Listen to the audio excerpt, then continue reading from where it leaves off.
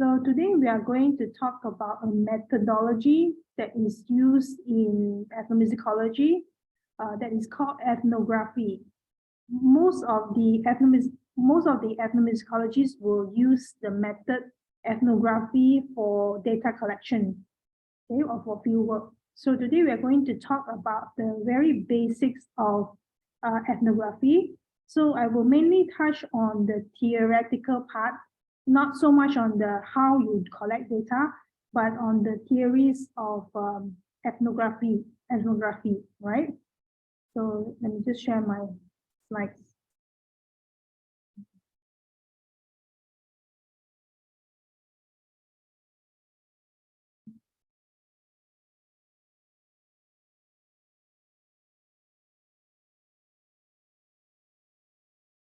All right, so here are my slides.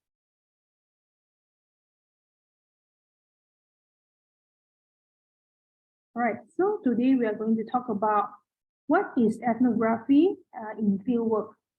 So basically, I will be focusing on mainly the key concepts, the principles, and the strategies. Okay, for data collection, that will be another lecture. Okay. Right, so I want you to think about these questions because I will ask you these questions after I finish the lecture. So if you can take a snapshot of these questions, because after I finish the lecture, I want you to think about some of these questions at the end. Okay, so number one question is, how did this lecture provide you new insight to how you would approach your fieldwork? Okay, so I'm going to ask you some questions about how, after you listen to this lecture, it kind of give you some idea of how you would be doing your fieldwork. Okay, then the second question I will ask is, how did this lecture create awareness of issues you might want to be sensitive about in your research? Right, so think of the ethics, the issues that you might face when you are go on fieldwork.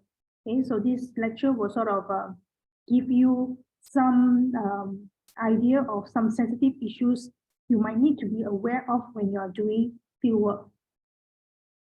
The third question will be, how did this lecture make you think of your relation with the culture barriers of your research? Okay, so when we talk about culture barriers, we are talking about your informants. That means the people you are doing your research on.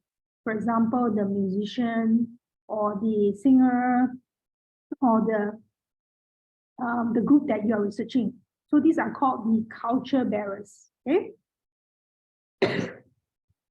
So after you listen to this lecture, you need to think of your relationship with you and your culture barriers. What is your relationship? Because that will affect eventually your research findings.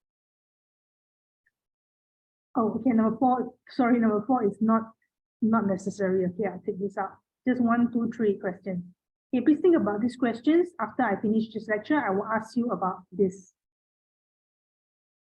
All right, so let's look at the main definition and the concepts of ethnographic fieldwork, right?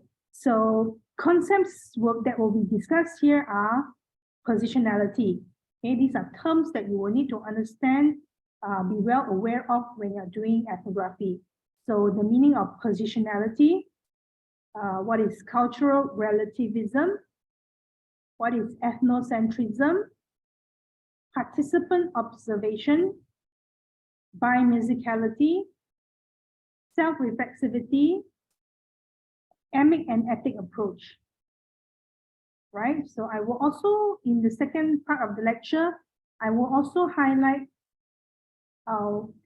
what are the ethics, okay, principles of ethics involved in fieldwork, including confidentiality, privacy of information, and overt or covert interviews.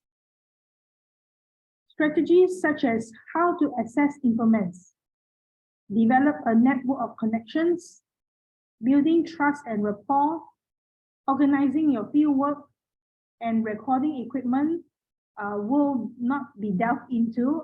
This one, number 3, I will actually talk about in another lecture. Okay, so we will cover number 1 and 2 mainly. Right, so what is ethnography? I hope that's the correct translation for ethnography. So ethnography, the definition is a research method that is aimed to acquire in-depth understanding of a person, community, or society. Right, so the key word here is actually in-depth. Right, what is very emphasized in ethnomusicology studies is we need to have an in-depth, a very deep understanding of the community or the people and the society that we are researching on, right? In-depth means that you need to understand beyond just interviews. So it has to go beyond going one time, interview the person and getting some data, and that is your findings, right? That is really one stage of collecting data, which does not really give you a solid understanding of the community that you are actually researching on. Okay, but so that's the difference between just doing the interview and ethnography. So here, in-depth understanding will require detailed and comprehensive study of the research subjects in their lived context. Okay, another keyword here is in their lived context. Means you need to understand your research subjects in the original context that they are living in and they're performing in. So it means like you visit them, observe them when they're in their natural performing context.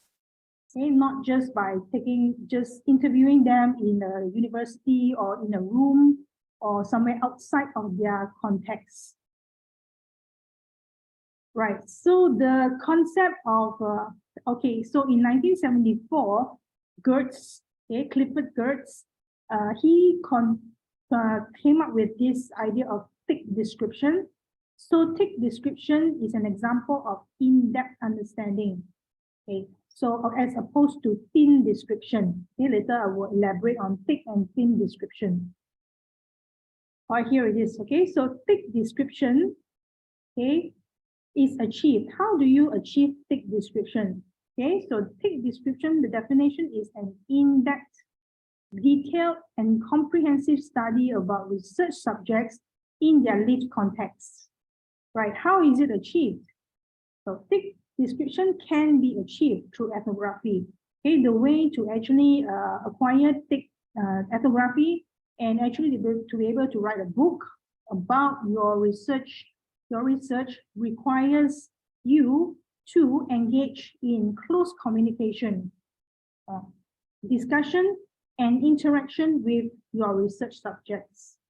Meaning you have to always be around your research subjects and always be like part of the group so that you can get close to their discussions, especially during informal sessions when they're having coffee or they're having eating outside.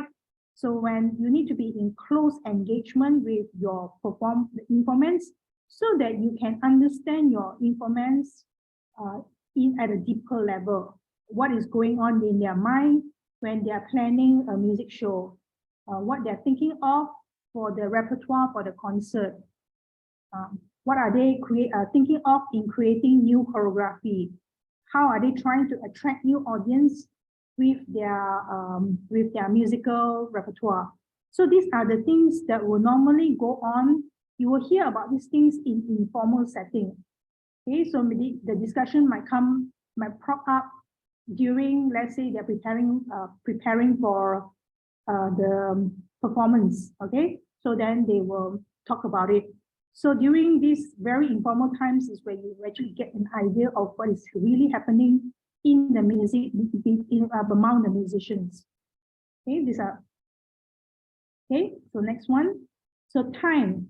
So ethnographers must spend a considerable amount of time in close communication, discussion, and engagement with research subjects.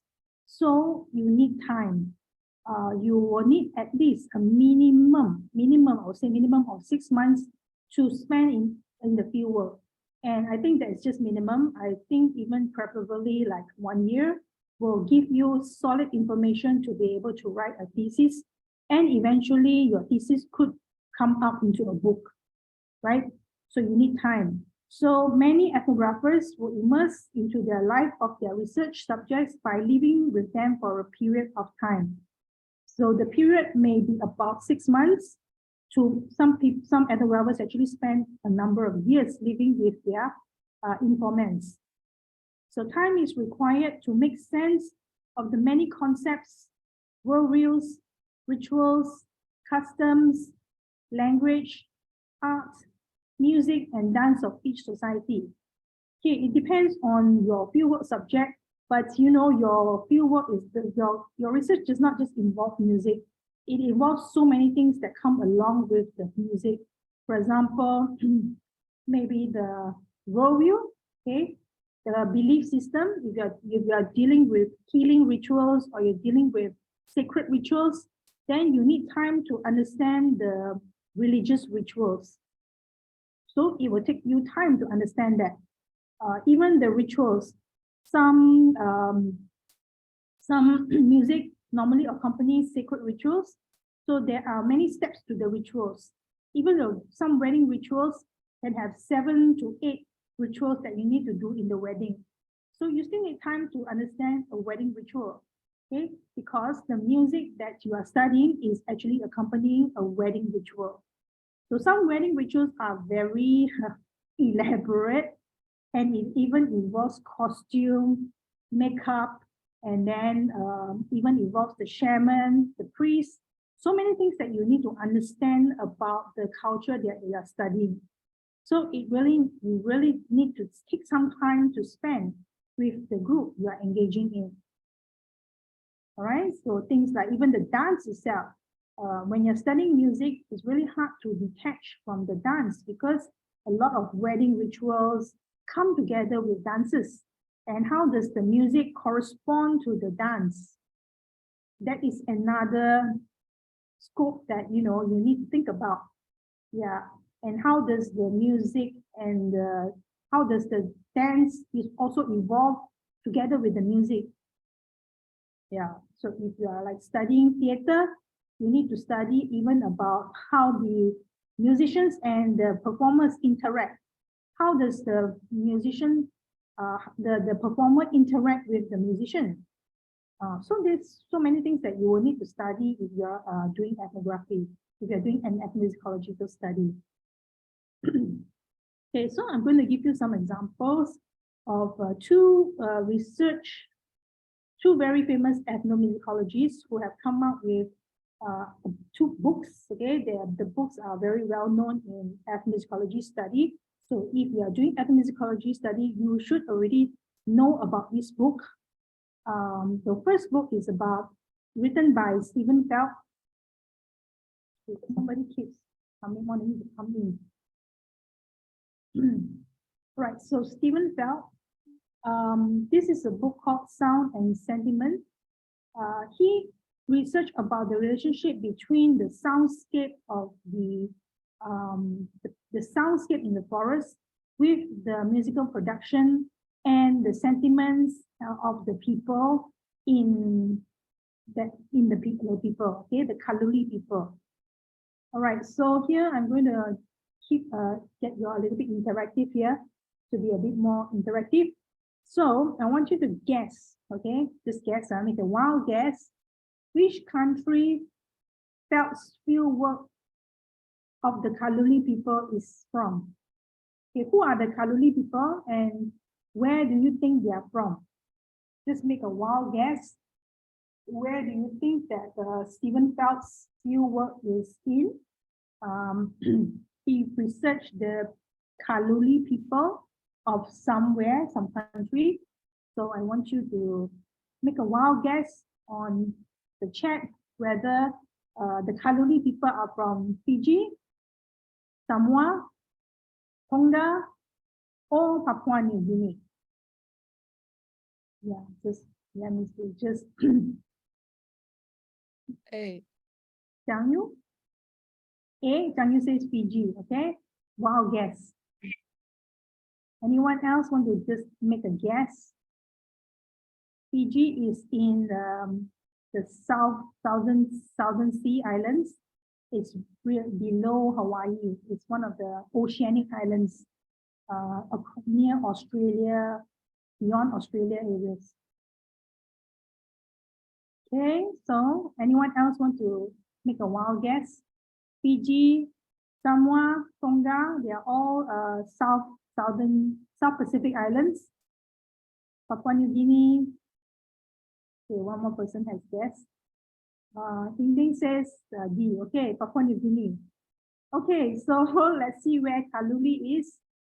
So Kaluli people of Osavi are from Papua New Guinea. All right, good. There's a correct guess here.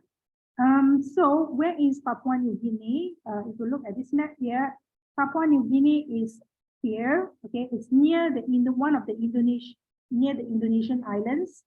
So part of this is the whole of Papua New Guinea, but the left side of this island belongs to Indonesia. It's called Papua, and on the right side is an independent country, which is called the Papua New Guinea. So Papua New Guinea is independent country. It's not part of Indonesia. So this is Papua New Guinea. And the capital is Port Moresby. Okay, so Stephen Feld actually went into these like really highlands, this jungle area here, forest area, and he spent about quite a long time living with the people to research and to understand the relationship between the forest, the animals, sounds, and the soundscape of the forest with the music making of the people. Okay. All right, so here I want just to read to you some of what he wrote about in his book. This is from his book, and what he told us about what he did during his fieldwork time. Okay, so here is a part of the section. He says, my daily routine in Bosavi was quite varied. Some days at Sulubit, my home village, this is where he lived, he spent interviewing, he transcribed texts, and he worked on musical and linguistic issues with a group of close assistants. Okay, so this was what he was doing during his fieldwork time, looking at music and language. Other times were spent in the bush, recording and observing birds, and learning about forest ecology from experienced hunters.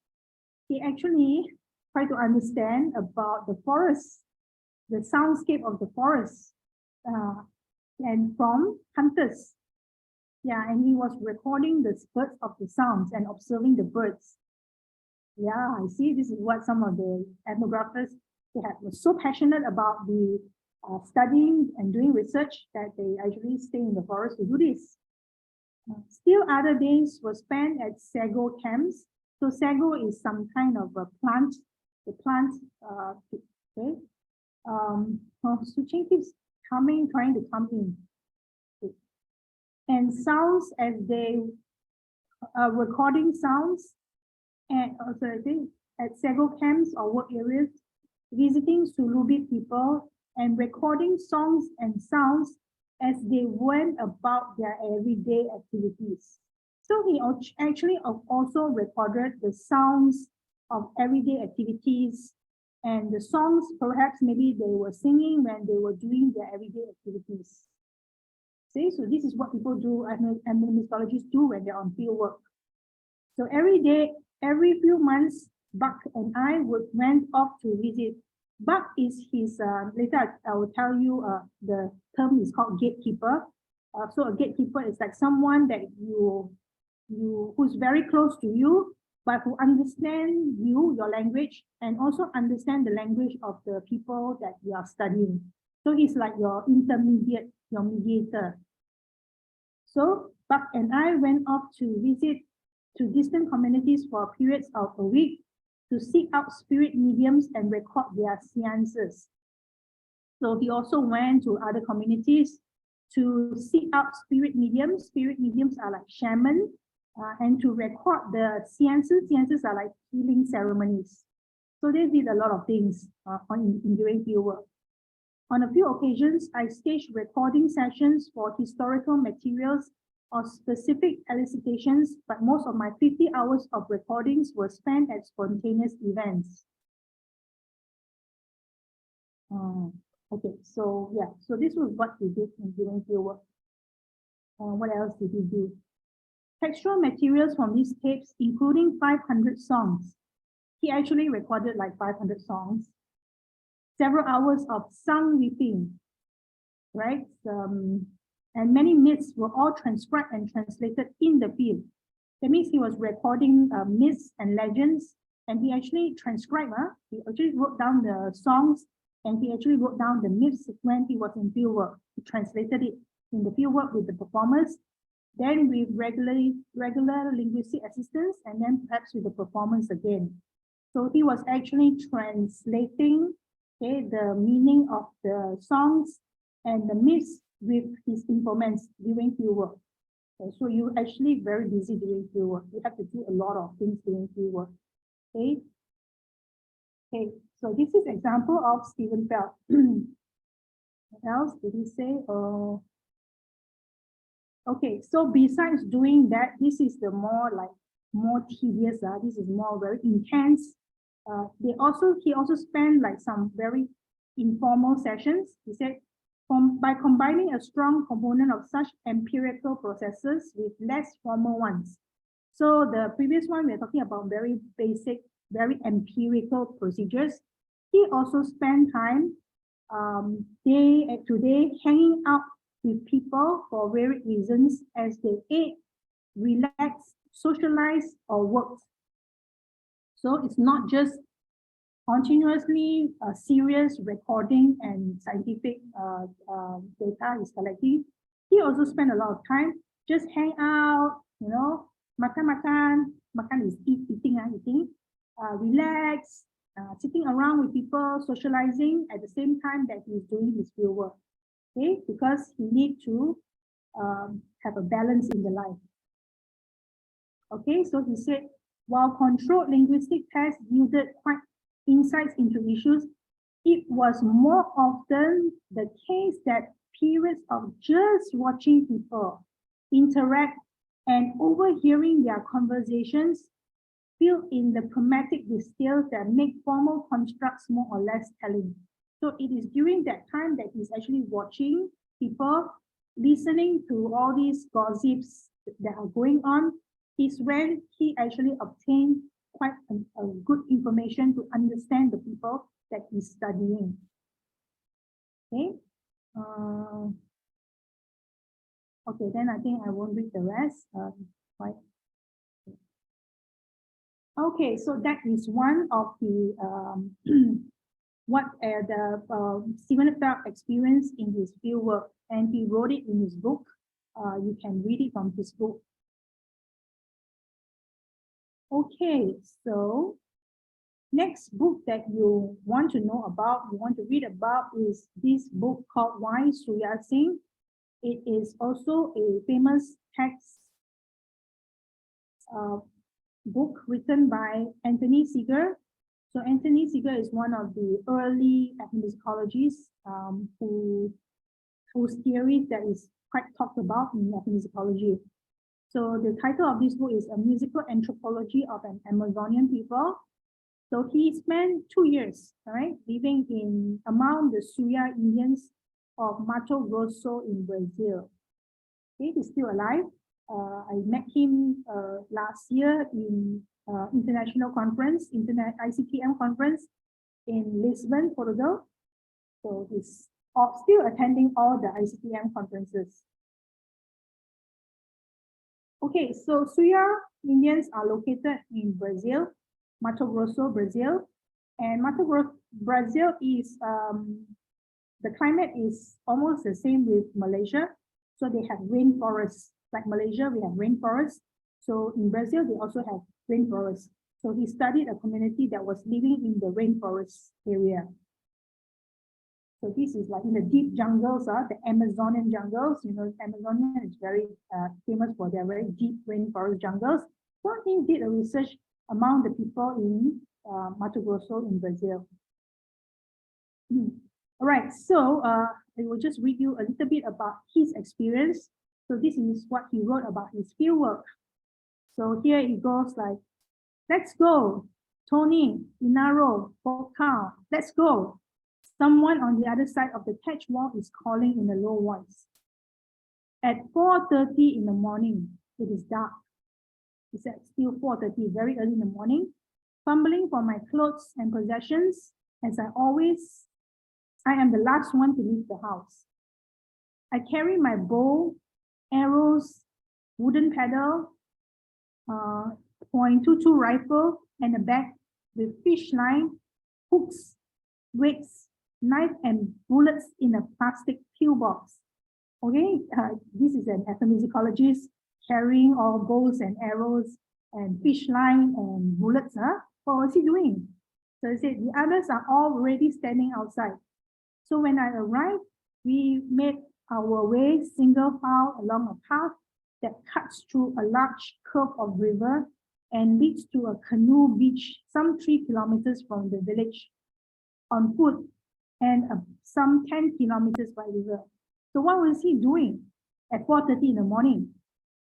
Then he said, I do not go hunting and fishing because I want to. I go because I have to. During my first month with the Suya, I discovered that in order to get food enough for me and my wife and Judy and me to eat, I have to go hunting and fishing every other day or every third day during most of my stay. So because he's living in deep jungle areas, there is no like constant food supply during that time, like about 20, 30 years ago.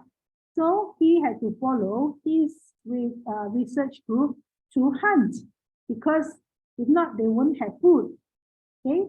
And of course, while he follows these people to hunt, he understands the relationship between their music with the ecological system around the place that he was studying. Okay. So here he says, while I'm not adept at it, while I'm not good at it, the Suya accept my efforts as sufficient and we get a share of the house kill regardless of my individual success. Okay, even if he didn't really manage to fish or he didn't manage to kill any wild boar, the Suya still accepted that he tried hard. Okay, then they will still give him a share of the food to eat. Okay, or rather we do so as long as we keep trying. Okay, it never occurred to me that we could be forced to participate. Suching, are you having problems with coming in? Because I think this is about the 6th or 7th time I'm trying to accept you into the group. Okay, it's kind of distracting the teaching, please, Suching. Okay, so here I am. It never occurred to them that they would have to feed their visitors for over a year. So he says there are no stores for hundreds of miles, no markets and no money. All we have is our arms, legs, and our slowly improving skills. Anthropologists do not choose many aspects of our relation with people in the field. They are chosen for us. So you have to be flexible. Imagination and humility are essential. So when you're in the field, when you're with the people, you have to be flexible. You cannot like just do whatever you want and the way you want it. You need to be flexible with the people. You need to have a good sense of imagination, and you need to very much be very humble. Humility. You need to be humble because now you are trying to learn about the music from a group of people. So you can't like demand information or demand things the way you want it.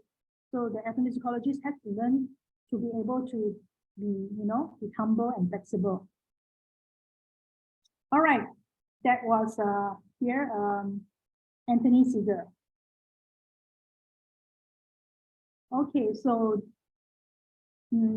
okay, just one more. So those two, the first two I talked about, they are ethnomusicologists. Okay, but ethnomusicology began almost the same time as anthropology study in the US. So anthropology study is mainly for anthropologists who want to understand about people and their way of life. Ethnomusicologists are people who want to understand the music of the people they study. But in order to understand the music, they also have to understand the people. So in some ways, they are doing two double work, understanding the people and also understanding the music. Okay, so Bronislaw Malinowski is like one of the father anthropology. So he was a British-Polish anthropologist who studied the indigenous people from the Trobriand Islands in New Guinea and Melanesia, okay, in between 1914 to 1920s. So he came up with a book called Argonauts of the Western Pacific, an account of native enterprise and adventure in the archipelagos of Melanesian New Guinea. So this also in the South Pacific Island. Okay, this book is about the Trobriand people who live on the small Kiriwana Island, chain northwest of the island of New Guinea. So here's a picture of where he lived. He lived with the people for about quite a number of years. Okay, he was one of the early anthropologists. Okay, so now I'm going to play you a short video. So what I would like you to watch in this video and think about is what you would have missed if you did not conduct ethnography, right? So normally when you want to study a group, you think that you will go and record them when they're having their festival. And then that's done, you collect the data, you go back and you analyze the music and you transcribe the music and you describe the music, and that's the end of your research. Okay, but it's not, okay? That's only the first part of your research. First part of research is only to the musical analysis. You need to go beyond understanding the musical analysis. So here I'm going to play you a video, what you would have missed if you just went to see the festival. Okay, I want you to think about it and I'll ask you questions.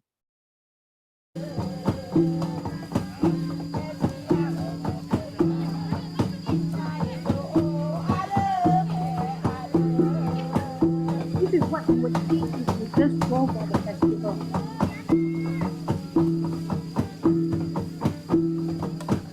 Tuhan ada musim, kalau Tuhan ada musim, ada panjang umur bertemulah juga. You will see if you invite you to a wedding festival.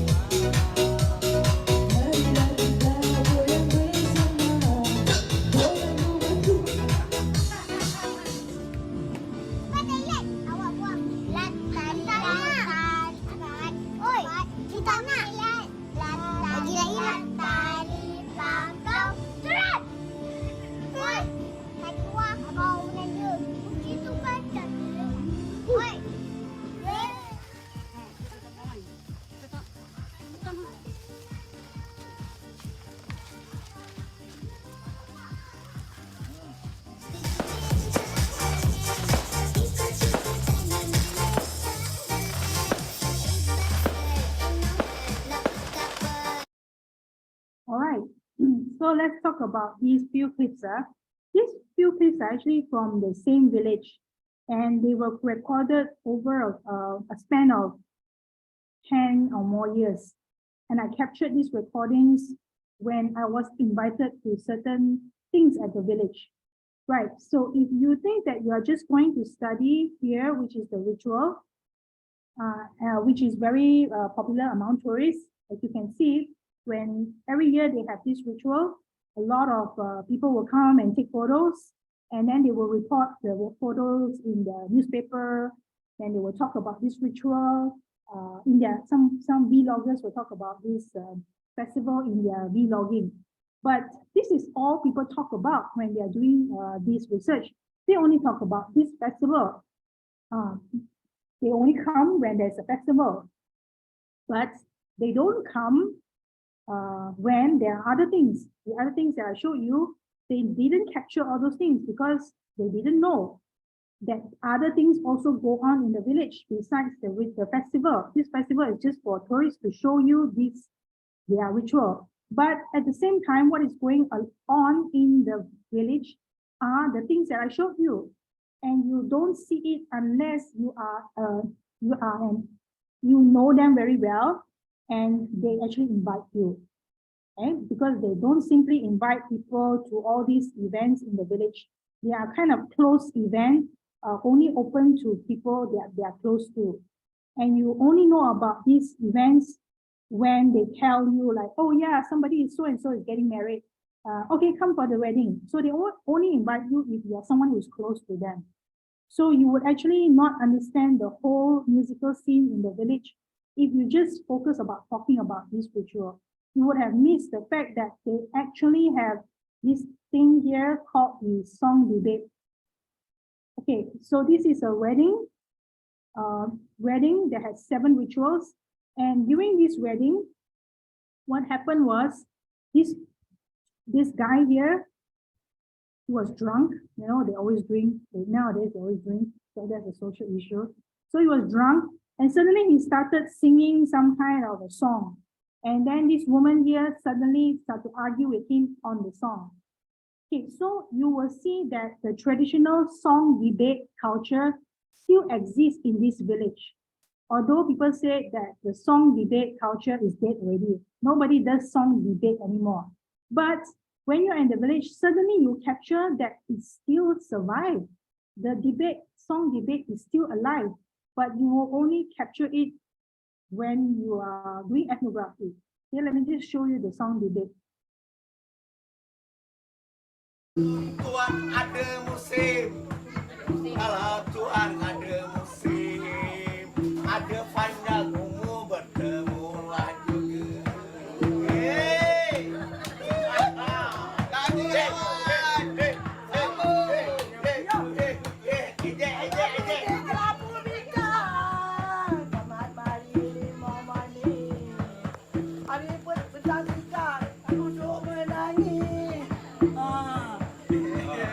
Yeah, so this is actually what happened in the village many years ago, that there is actually this very spontaneous song debate that goes on between you say something and then I will feedback on what you said.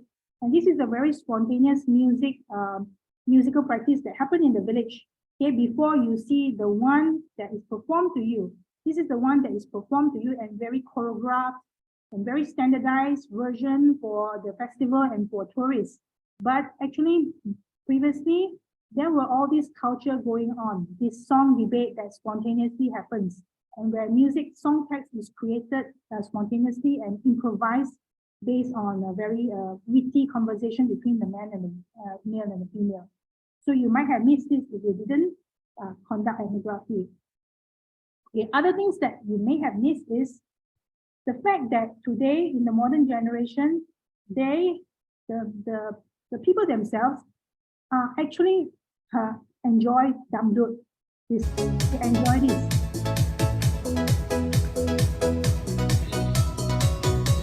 Yeah. So at night after the festival, when everybody goes home, this is actually what goes on. They have their own karaoke set.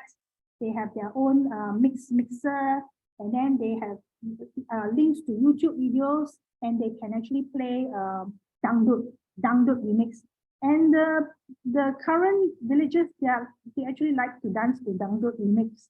They're not like doing, this is just a performance for you. This is really just a performance for the tourists. But in real life, this is what is happening. And you don't capture what is happening in real life. Yeah, if you do not do ethnography. Okay, what other things? Yeah, and also at the same time, you can see the kids, they have their own musical games. They're also having their, which are different from the traditional or the dangdut. They are learning this from school. These are kind of a singing games that they are learning from the national school education. And another most interesting thing is, look at this. They are burning hell banknotes. And these hell banknotes are bought from the Chinese store. These are actually Chinese hell banknotes that they actually bought to burn, to send money to their ancestors. So then the question is, how did this occur? Why are they doing this? Is this their tradition? Yeah, so there are so many changes that are going on with modernity in the villages, and these are the things that you might want to talk about, because tradition is not frozen. Tradition is continue changing, and you might want to ask them why you're burning hell banknotes. This is a Chinese tradition. Yeah, so there's so many things to capture in these informal settings. And at the same time, why are they burning firecrackers? This is a Chinese tradition, right? Now it's now become an indigenous people's tradition to burn firecrackers during their New Year. Yeah, so there are so many things that can be, captured when you are living closely to the people and interacting closely with the people. Okay, do I need any translations? maybe I just continue, okay? Okay, let me just continue, but I think I have quite a bit more to do. What time is it now? 9:44. Right. So, okay, so I'm going to talk about the first concept of the difference in cultural differences. Okay, how maybe you have your own culture. When you go to another culture and study another culture, you need to try to understand their culture from their perspective, okay, rather than you try to impose your culture onto them. Okay, so I'm just going to show you some examples this is a Chinese American girl. So I think her mom came from China, but she grew up as a Chinese American. So there are some cultural differences between an American and a person born in China. So she's making fun of this. Oh, hey mom, this is my friend Emily. Hi, Mrs. Lei. Hi, Emily. Do you want something to eat? Oh, no, I'm okay, thank you. Emily, are you hungry? Oh, no, I'm good. Emily, are you sure you don't want to eat? How about I make you just a little bit of rice, huh? Yeah, if you're hungry, just tell her. My mom loves to cook for people. Yeah, okay, I'll have a little bit. Okay, Emily, here you go. Wow, thank you. This is so much food. No, it's not too much. You can finish it. Let me know if you want more, okay? Okay, so this is about how Asian moms will treat their friend's friend, their daughter's friend, who is an American. And then the daughters who are Americans, those who are Americans cannot understand why Asians like to give you food, so much food, when they're always on a diet. Okay, so there's this cultural misunderstanding here. Here, I brought you some fruit. Thanks, Mom. That's a lot of fruit. Don't forget your scarf and jacket. But Mom, it's 75 degrees outside. Don't want you to catch a cold. Okay, thanks, Mom. Have some pork and rice. Wait, Mom, I just ate. Oh, you need to eat more. Ayah, where are you? Mom, I'm okay. I'm just at a friend's house. Don't go out by yourself or you get kidnapped. Okay, so these are the way Asian moms showing love for their kids, for their children. Okay, we are here. Thanks for the ride, Mom. Love you. Oh, don't forget your jacket. But I love you. Here's some fruit. But I love you. Oh, do you need money? No, Mom, I love you. Oh, thank you. Bye-bye. Yeah. So this is like, in Asian, you don't really express your love openly. You don't say, I love you to your children. But in America, it's like very openly. They say, oh, I love you. It's a very common way of expressing their love. But in Chinese tradition, when you express your love, normally you will give food, or you will, do all these things that this lady is doing. So she's talking about these cultural differences. Okay, we are here. I'll play this later. So Okay, maybe I'll just play it one. Okay, so why are Chinese aunties ask so many questions during Chinese New Year? Okay, so this is about trying to understand the culture that you are studying, so that you try to empathize with them rather than think that, oh, these aunties are so annoying because they're so curious and inquisitive. Okay, but you need to try to understand why they are asking these questions. 其實咧，老實嚟講啊，我好老實同你講啊，你唔好同人哋講啊。其實係因為咧，我哋忘記咗，忘記問問題啊，唔係，因為我哋忘記啊嗰個細蚊仔叫咩名，忘記佢幾歲，忘記佢係邊個嘅仔女。啊，如果你唔記得呢個人啊，你點樣問好私人嘅問題？因為你一問啊錯咗啊，就穿煲咗啊。好似你問佢啊，你喺紐西蘭做工做到點樣？佢同你講啊，其實啱啲我仲喺物理書呢度讀書啫，咁咪慘咯。問唔到呢啲問題啊！我哋問咩？問佢嗰啲冇錯嘅問題咯，你食飽未啊？飲咗水未啊？屙咗屎未咯？呢啲問題啫嘛，我哋容易做咩？都唔容易噶嘛，係咪？這個其實呢，為什麼我們這樣喜歡跟你們講話呢？是因為現在的年輕人啊，很害羞啊，所以我們身為長輩哦，我們就是要幫你培養那個愛講話、愛發表的那個性格啦，所以你們才能踏出那個什麼comfort box 啊，對对对对对，所以哦，这些年中我们就一直讲话啦，我们就怕尴尬啊，好像没有人讲话，像 library 這樣子啦。Everything that we do 啦 is for your own good 啦嚇。其實咧，好似我咁樣頭先個 mention 嘅嘛，其實咧做一個 auntie 咧係一個專業嚟嘅，專業人士我哋會做咩 market research 咯，市場調查啊嘛。點解咧？我哋會問好多問題，問嗰個仔女點樣啊，咁樣啊，我哋翻屋企啊，我哋有一個 case studies 啊，可以同我哋嘅仔女講。Okay, so this is trying to tell you that you need to understand the people that you're studying from their point of view, why they are doing certain things, okay, rather than have a misassumption about the things that they are doing, okay? Okay, so now let's go to the ethnographic processes. So ethnography, the process of doing ethnography, right? Firstly, of course, you need to do your desk work. Okay, desk work is what most of you are doing in the first year and second year, where you are studying about theory, you are studying about methods, and you're doing literature review. So that is what happens at the first stage before you go to the field. So you need to do a lot of literature review, which means to try to find as much information that has been studied about your culture, the culture that you are researching, so that you already know what information has been studied already, so that you are not repeating the study, and you are knowledgeable when you go to the field. Okay, so that you are equipped with knowledge when you interview people. You already know everything that is being studied in this area. Okay. So that's the first thing you need to do is a lot of literature review. So during the first part of your first 2 years, you should spend a lot of time going to access as many journal articles as you can about your study.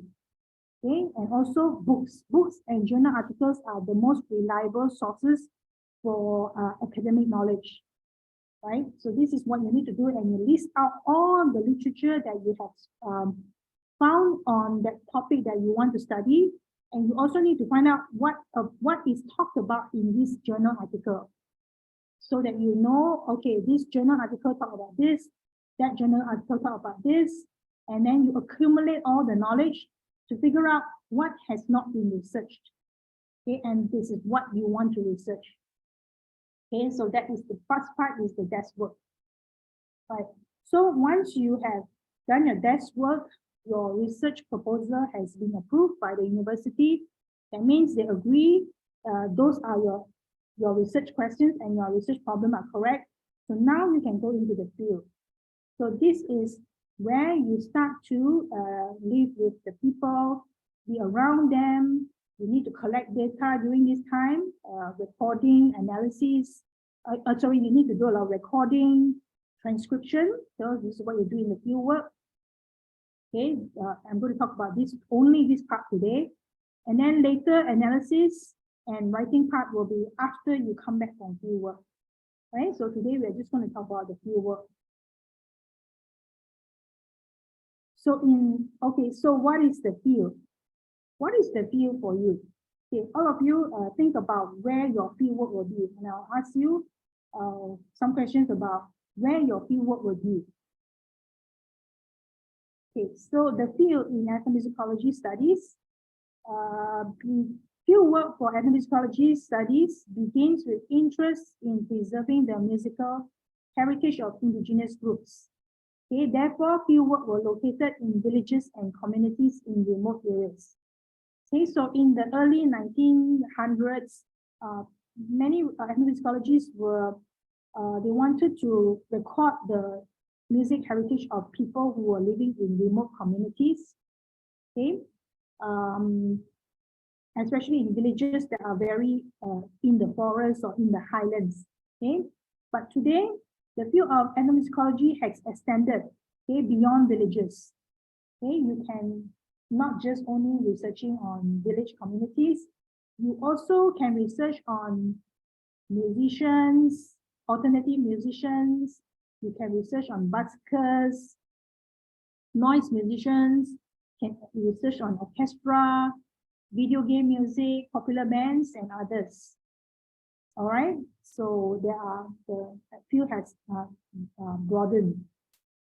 So what is the definition of your field work? Okay, your field work could be single-sited, right? Most of the ethnographers will only focus on single site because there's already so much to do in one site. Then there's multi-sited. Multi-sited,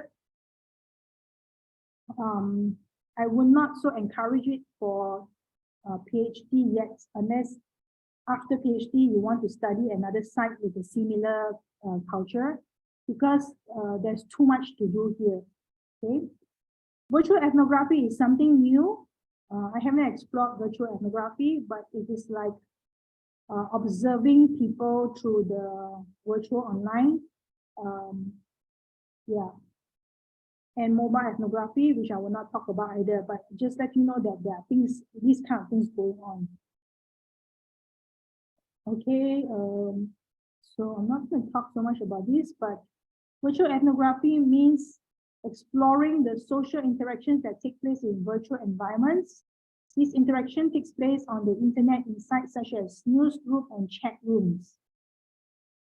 All right, then mobile ethnography uses the participants' mobile device to gather user-centered information. It uses technology to document, analyze, and derive implications from real-time customer practice. Okay, so these are new things, but I will not talk about it because I don't really know that much about it. Right, so question here, right? For because I've talked so much already, let's do something more engaging. Let's say you want to research on the music of the Ladyboy shows in Thailand. Where would your field work be? Okay, can you answer on the chat room? Let's say you want to do research on Ladyboy shows, on the music, on their singing, or what songs they sing and present during their performances. Where would your field work be? Okay, someone has answered. Okay, Ting, okay. Okay, everybody says cabaret. Okay, correct. Very good, very good. Okay. Okay, so it's not the clubhouse, it's not the cafe, it's not the restaurant, it is the cabaret. So you will have to spend a lot of time in the cabaret.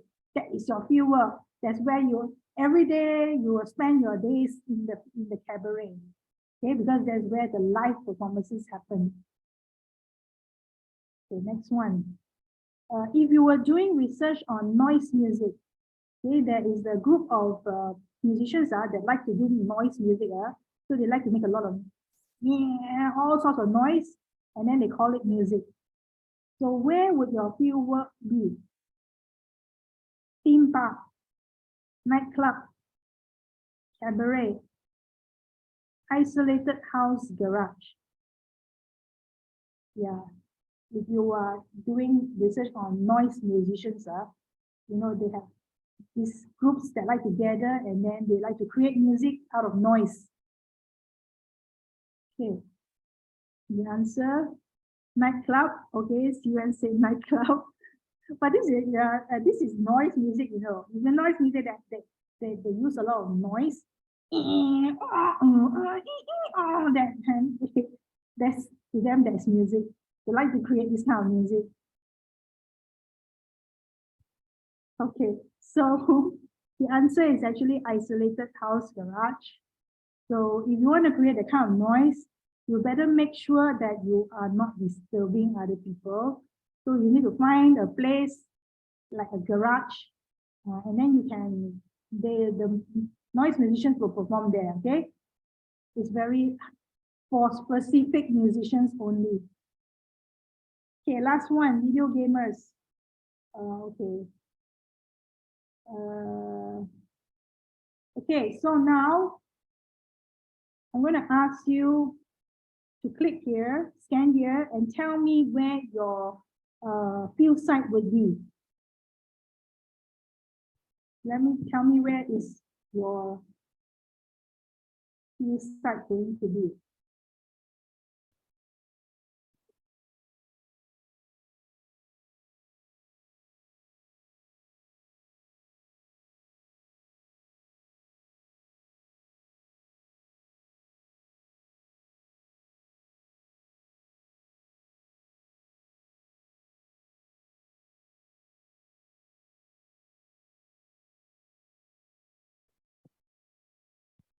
Okay, everyone scan already, and then put your answer. I'm going to access your answers here.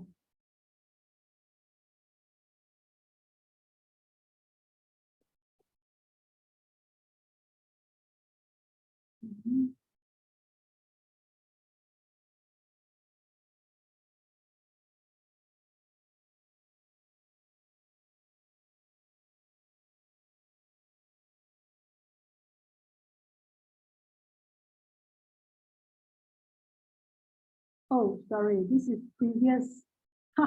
This is the previous. Okay, I should start a new one. Okay, never mind. This is the previous group one. So can you actually write on your chat box where your field site would be? Tap on the chat box there. Yeah, I give you like a few minutes to type on the chat box where your research site would, your field work will be. Okay, I'm gonna just drink some water.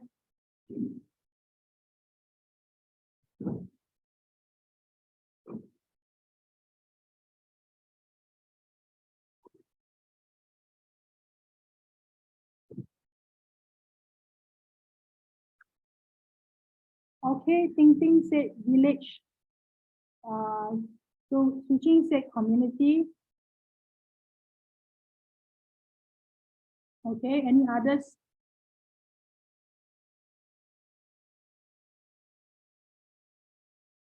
Mingna temple. Yeah, okay, so these are opera, museum, cultural center, cultural group, chorus. Okay, so yeah, so these are your different areas because your musicians are performing there.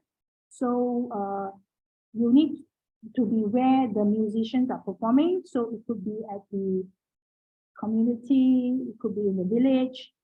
Your fieldwork can be in the temple. You need to spend time in the temple. It could be an opera group that you're following. So you will need to follow the opera wherever they are performing. Okay, primitive tribe. Today, I don't think there are so many primitive tribes. Or maybe we don't really use the word primitive tribes anymore, Robin, because it has a negative connotation. So we just use them as community or village. Okay, good. So every one of you already know where your fieldwork should be. So let's continue on to, okay, I think this one we talked about already. Okay, data collection, I'm not going to talk about today. Okay, now I'm going to talk about the concepts in fieldwork. Some things that you need to know. The difference between ethnocentrism versus cultural relativism. Relativism. This is wrong spelling, huh? Okay. So what is ethnocentrism? Okay, so you need to be very aware of this so that you don't practice this when you are doing your research. Huh?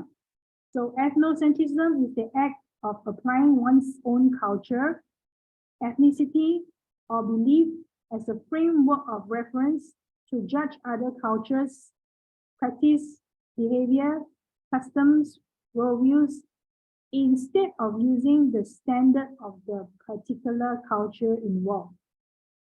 Right, so it means that ethnocentrism is like you are applying your value onto another culture, okay, and you're judging the other culture based on your values of what should be right and what should be wrong. Right, for example, let's say you come from a certain religion, and then you study another group which does not practice your religion, and then you write about the group in the way that is based on your standards of what ethics and morals should be. So that is not correct. So you need to get get away from your own belief system and understand the belief system of another group from their perspective. So in a way, you have to erase some of the things that you think is right and wrong based on what you've learned before when you were young. Okay? Ethnocentrism may stem from ideas based on racism, stereotyping, imperialism, discrimination, and xenophobia. It usually has a negative connotation. So ethnocentrism is based on racism. It means some people look down on certain groups and then they write about the groups in negative ways. So ethnomusicologists need to stay away from racism. You should not be making any racist comments in your writing. And you also cannot be stereotyping. Stereotyping is like thinking that one culture is like this and all the people in the culture is like that. Okay, for example, sometimes we stereotype Chinese for being very good for being like very stingy. Okay, they don't like to spend money. They always counting money. That's what we stereotype Chinese for. But it's a stereotype. Not every Chinese are stingy, right? So we need to be very careful when we are stereotyping. Right? Another thing is imperialism. Okay, imperialism means that you think your culture is better than the other culture that you are studying. That means your values are better, your music is better, your morals are better. Okay, so you can't do that. You need to understand the culture from their perspective. Okay. Discrimination also, you cannot be discriminating other people, and also xenophobia. Right, so ethnocentrism may take obvious forms in which one consciously believes that one people's acts are the most beautiful, values the most virtuous, and believes the most truthful. So you can be thinking that, oh yeah, my music is better than yours. Or yeah, our art is more beautiful than yours. Or oh no, our education system is better than yours. So you have to erase this kind of ideas. Or no, your music is out of tune. Yeah, you don't have progressive chords. So it's not very, your music is not very sophisticated. It's very like primitive, your music. You can't be doing that, okay? So ethnocentrism, according to Theodore Adorno, who is a social theorist, we interpreted this term as combining a positive attitude towards one cultural group with a negative attitude towards the other cultural group. Okay, so you think that your group is better than the other group. So this is ethnocentrism. Okay.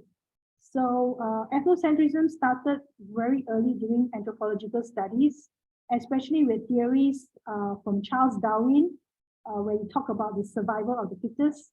And later, Herbert Spencer talked about the survival of the fittest. So this kind of ethnocentrism started very much with European ideas of imperialism. Okay, so it started with the West feeling that they were more superior than other cultures of the world. So, but anthropologists did address that these kind of ideas need to be erased when you are studying another culture.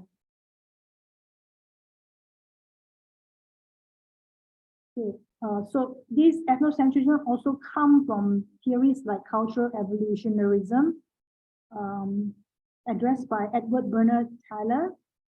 Okay, he talked about that human beings evolved from savagery to barbarianism to civilization.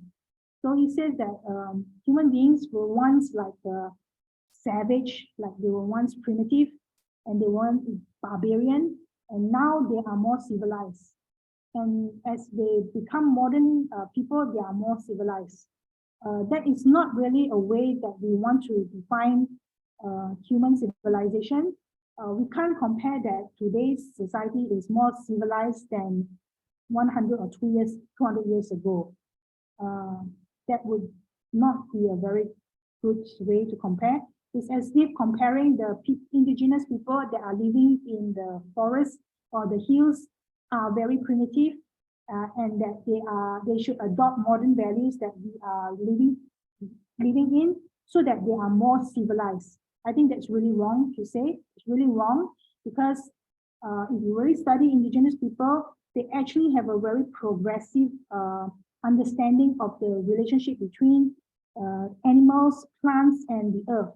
So they are actually the principal people that actually were able to maintain the sustainability of the world through all these ages, and that actually modern society now actually want to go back and learn how to sustain the environment through the indigenous people.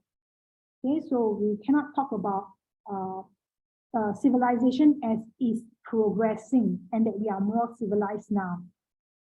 All right, so these ideas need to be rephrased. Hegel talked about Western imperialism. He said that non-Western societies are primitive and uncivilized. Their culture is not worth conserving. They should be Westernized. Okay, this is another early form of ethnocentrism.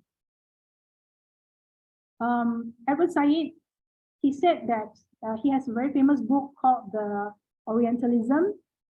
You should also read about Orientalism. He said that many of the early anthropologists and the early researchers, they wrote about non-Western countries from their perspective, from the Western perspective. That means they look at the East from their eyes, through a lens. Okay, they are looking through a lens of their own way of perceiving the culture.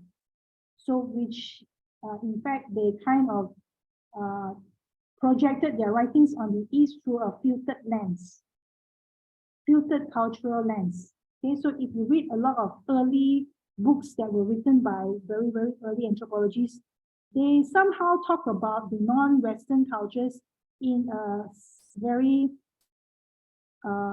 derogatory way, okay, like kind of looking down on the other cultures. Okay, that's why in ethnomusicology study, we address this issue now. Okay, so they created their romanticized version of the East. So they were looking at the East through a lens. They were not actually going there to really experience and understand what is in the East, but they were looking at the East through their own understanding. Okay, so this is Edward's book of Orientalism. He wrote about this. Okay, so examples. Wow, okay. It's like, so I'm not sure whether I'm running out of time. Let me see how many more slides I have.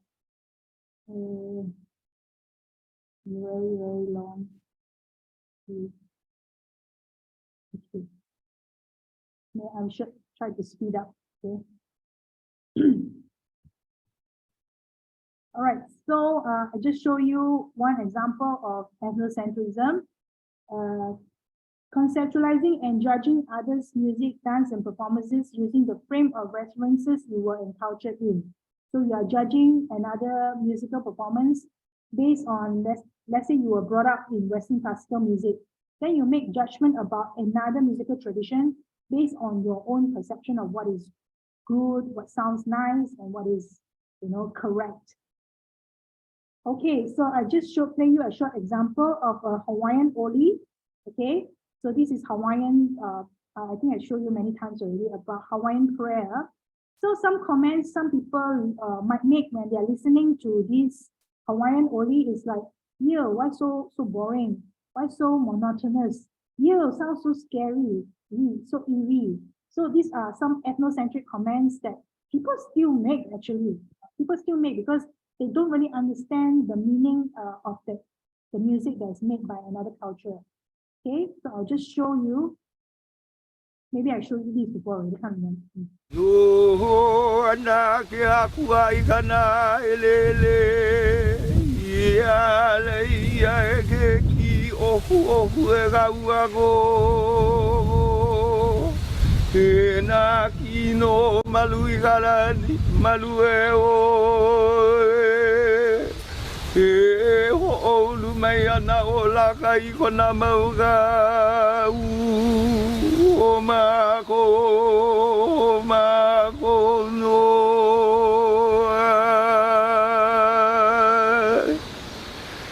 Nohona ke akua is an ancient pule pale. Pule is a prayer, pale is protection.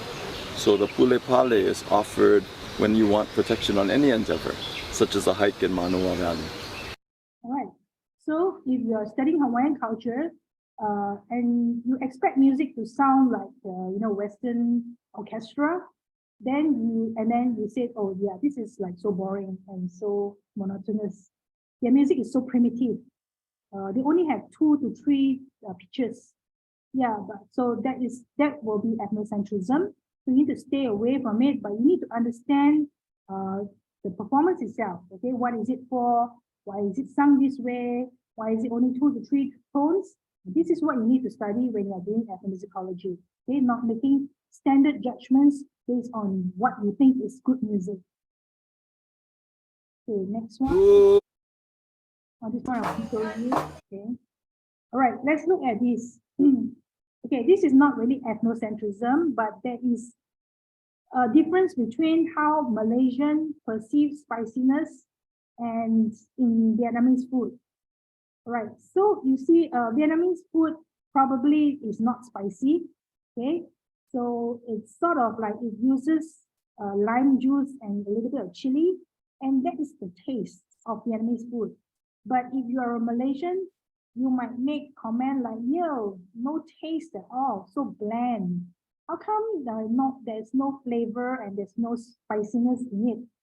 Yeah, but of course, this is the Vietnamese way of eating. That is the taste, the aesthetic taste that they like.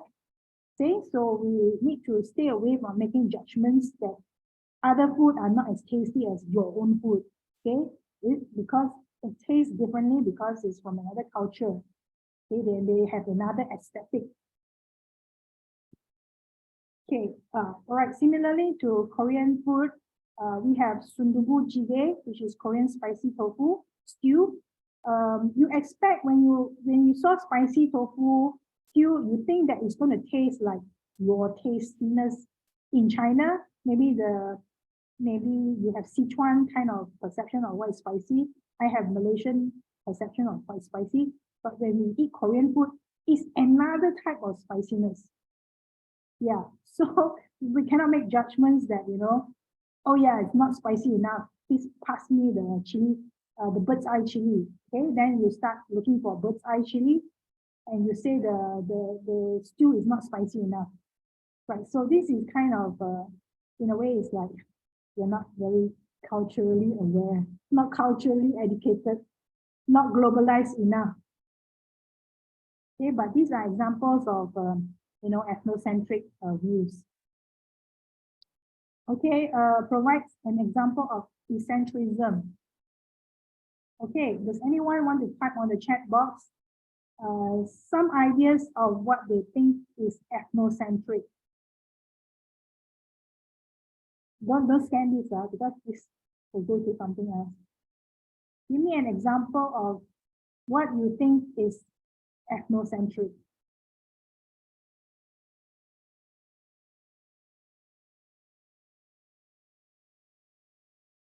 Okay, I will give you time if you want to chat. You can type anytime on the chat box. Let me just continue.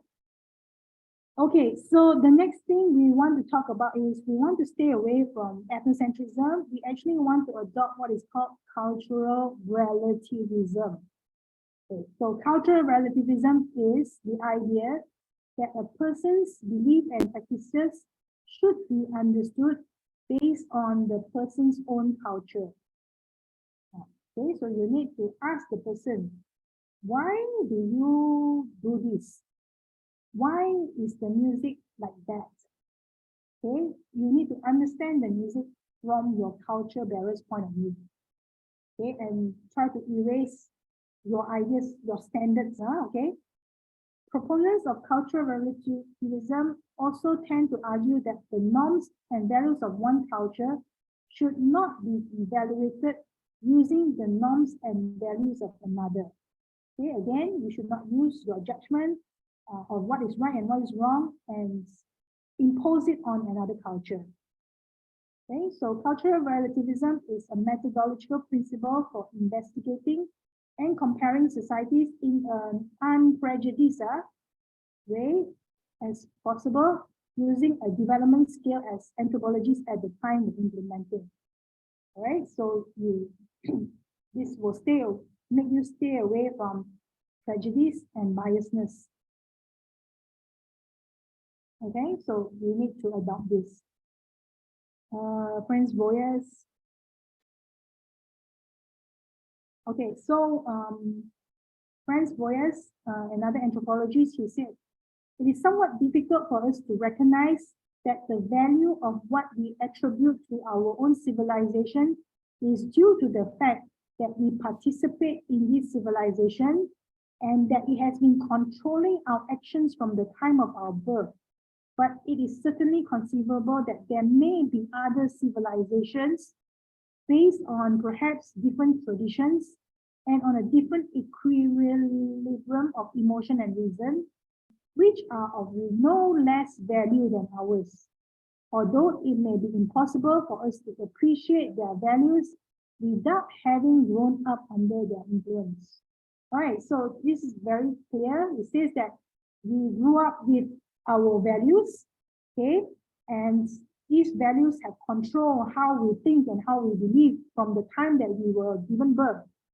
But we could not understand that there are other civilizations out there with different traditions, different emotions, and they are just as valuable as our culture, okay? But we cannot appreciate it unless we are in the culture, then we get to understand it. Okay, for example, that's it. Okay, you guys can think of examples and you can ask questions. For example, if you don't live in that society, you will not understand why some people do certain things. Like, I think in Japanese culture, people always take off their shoes before they enter the house. That is a cultural tradition that maybe you'll find it's not, or Chinese, I think, are used to it. But if you go to the America, US, they actually do not take off their shoes when they in their house. And even some teenagers, I see they sleep with their shoes on.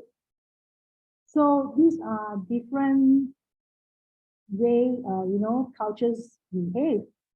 And well, if you're in that culture, then you should try to follow lah. Okay, if not, you will look weird. What else? Can anyone think of something that is very different from your own culture, but it's still valuable?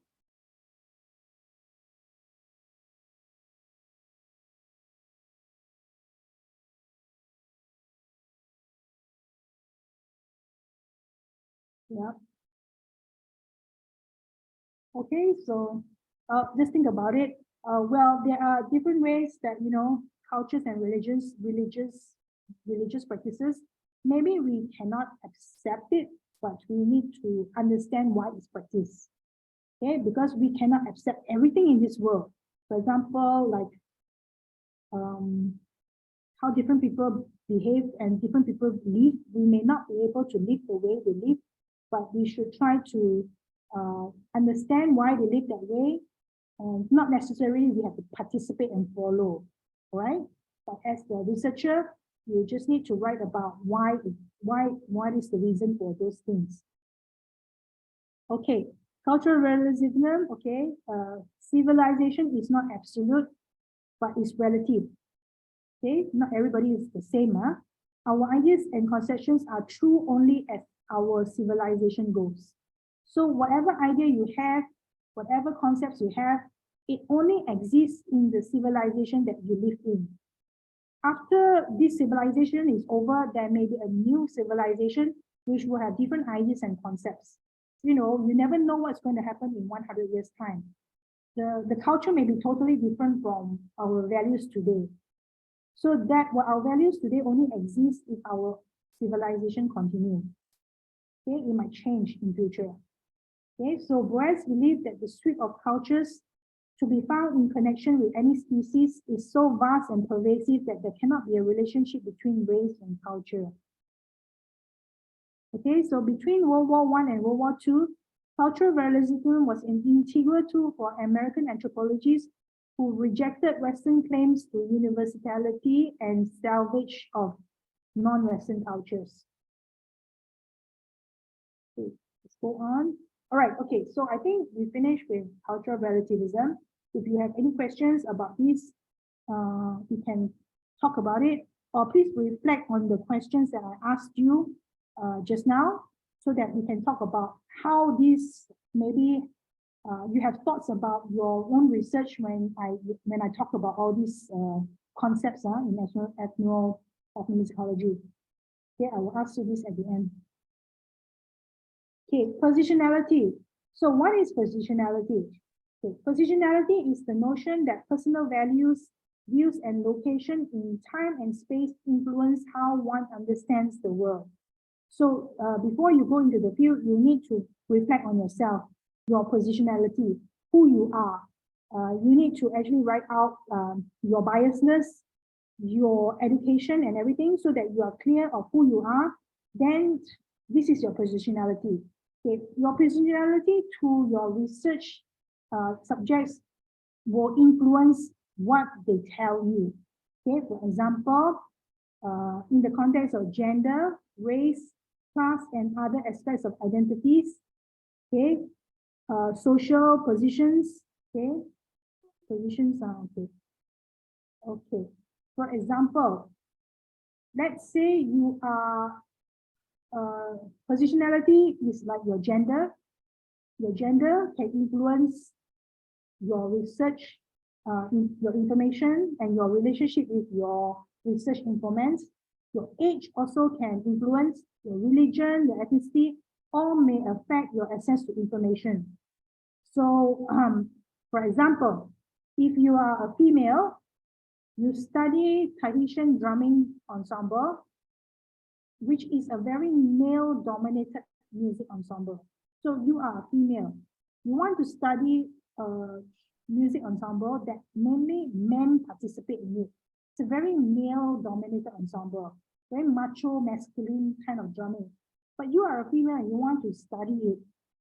That can actually affect your access to information. Okay, let me just show you what is Tahitian ensemble.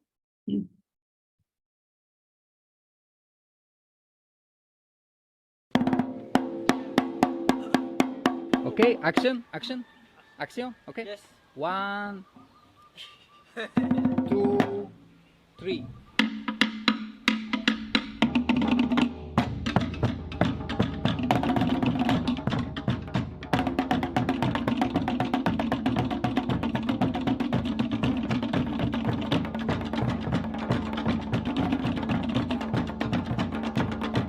Okay, so this is Tahiti, is a male percussion ensemble.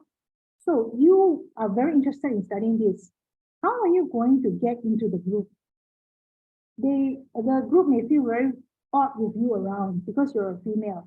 And then they also may be not accepting of a female wanting to play drums. to be as expert at them as they are. In the old days, you cannot even cross this space. So your gender, your positionality as a woman can actually affect your access to the information and also the information they give you.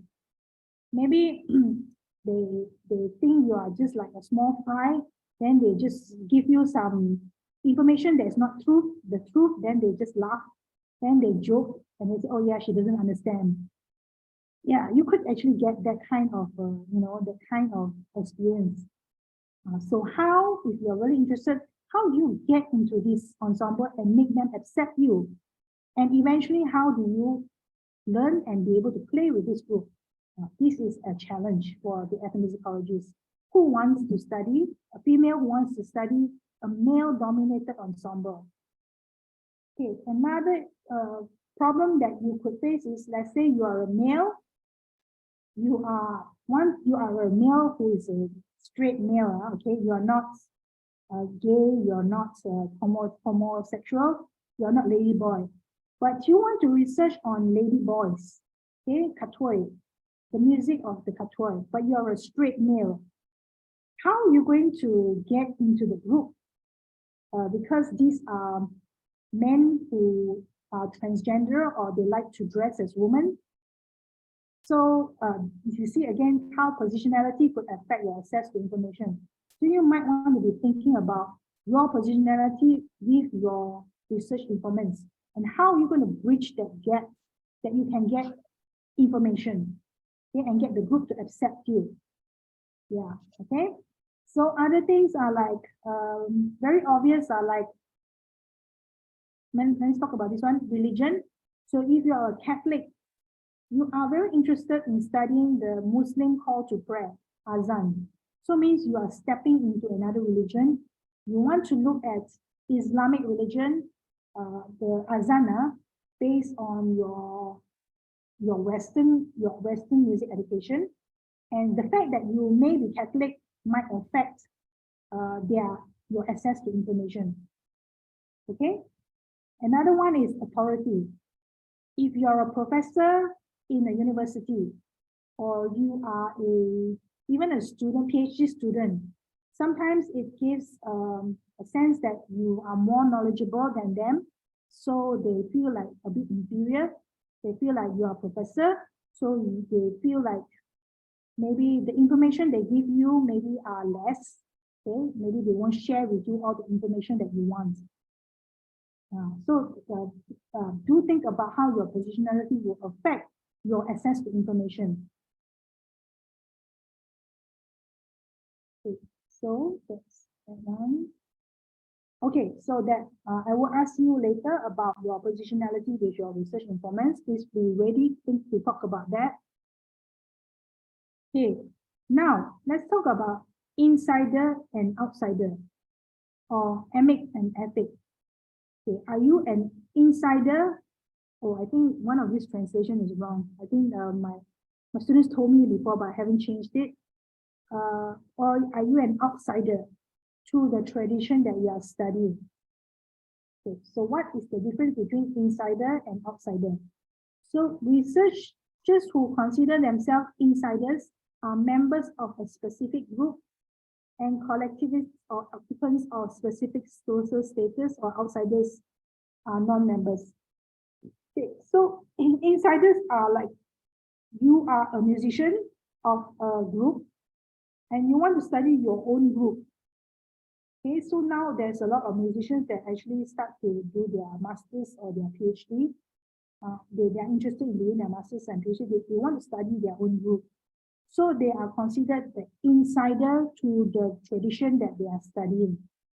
Okay, because they perform in the group, they know the group very well, but they want to study their own group. So they are the insider. Okay, this happens, it happens. Okay, if you are the outsider, that means you don't know about the tradition. You are from outside coming into the tradition, trying to learn about the tradition. So you are an outsider.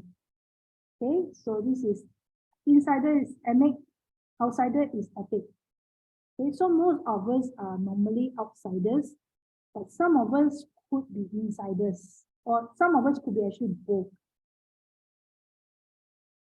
Okay, so insider means that you share common characteristics such as employment status, race, and so on, while outsiders stand at a distance. Okay, I think I explained this already.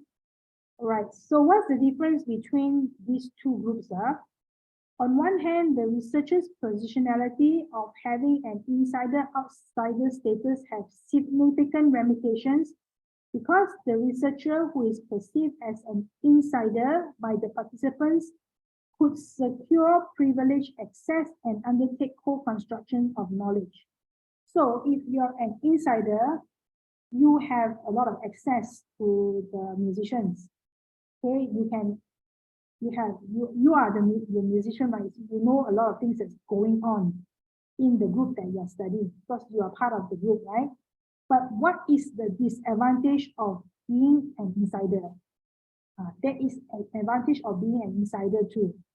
The other one is the outsider who is from outside. Okay, so what is the advantage of the outsider? Okay, what the outsider can do is they can ask naive questions to the vulnerable group and therefore push the envelope of understanding the researcher, the marginal community being researched. Okay, so if you are an outsider, you come into the group, then you ask a lot of questions. The group like to answer you. Wow, okay, yeah, this person is very interested in our culture, so I will answer all these questions you ask. But if you're an insider and you ask some very naive question, maybe your musician friend also like, why are you asking this question? Like, this is a silly question. So you don't get to ask stupid questions, okay? Not stupid questions, like it's naive questions. So when you're an outsider, you can ask all the things that you want. Okay, like why you put the chili in that food? Why you put that? Why you would that? Okay, maybe the outside people will entertain you.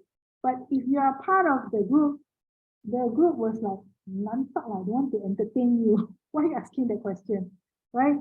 And you cannot see, if you're in the group, you cannot see many things that the outside person is coming from outside is.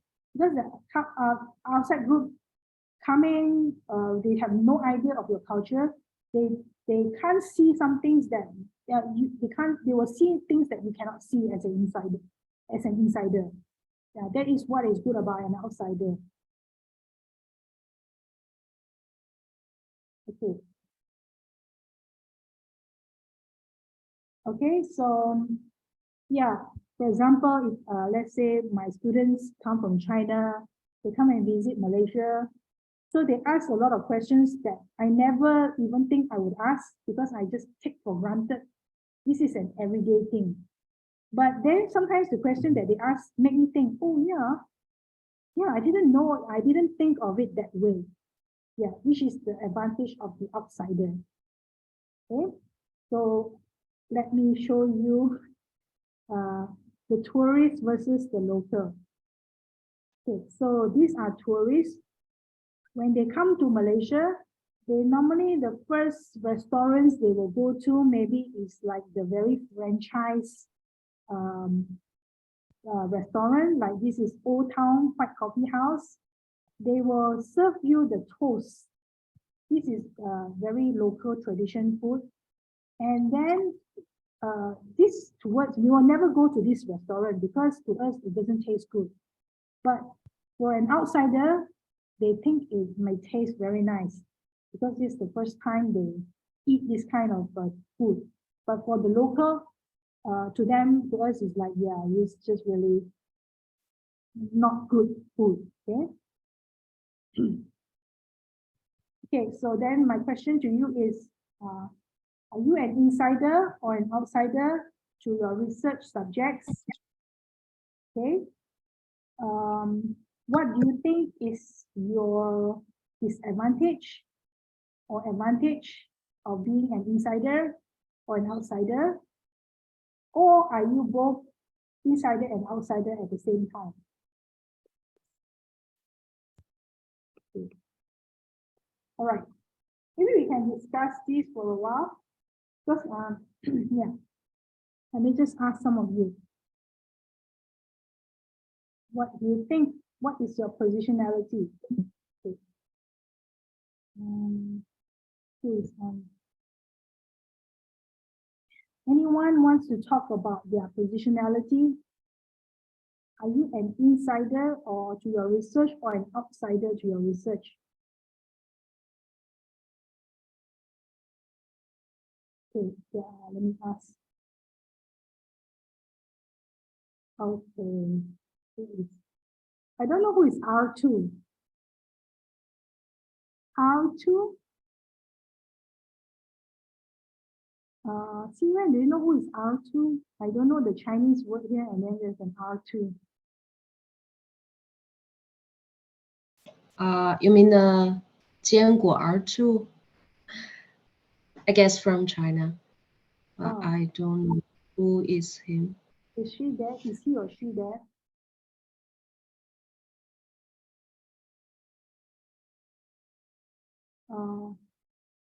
R2, are you there? Okay, looks like R2 is not there. How about Yen? Yen.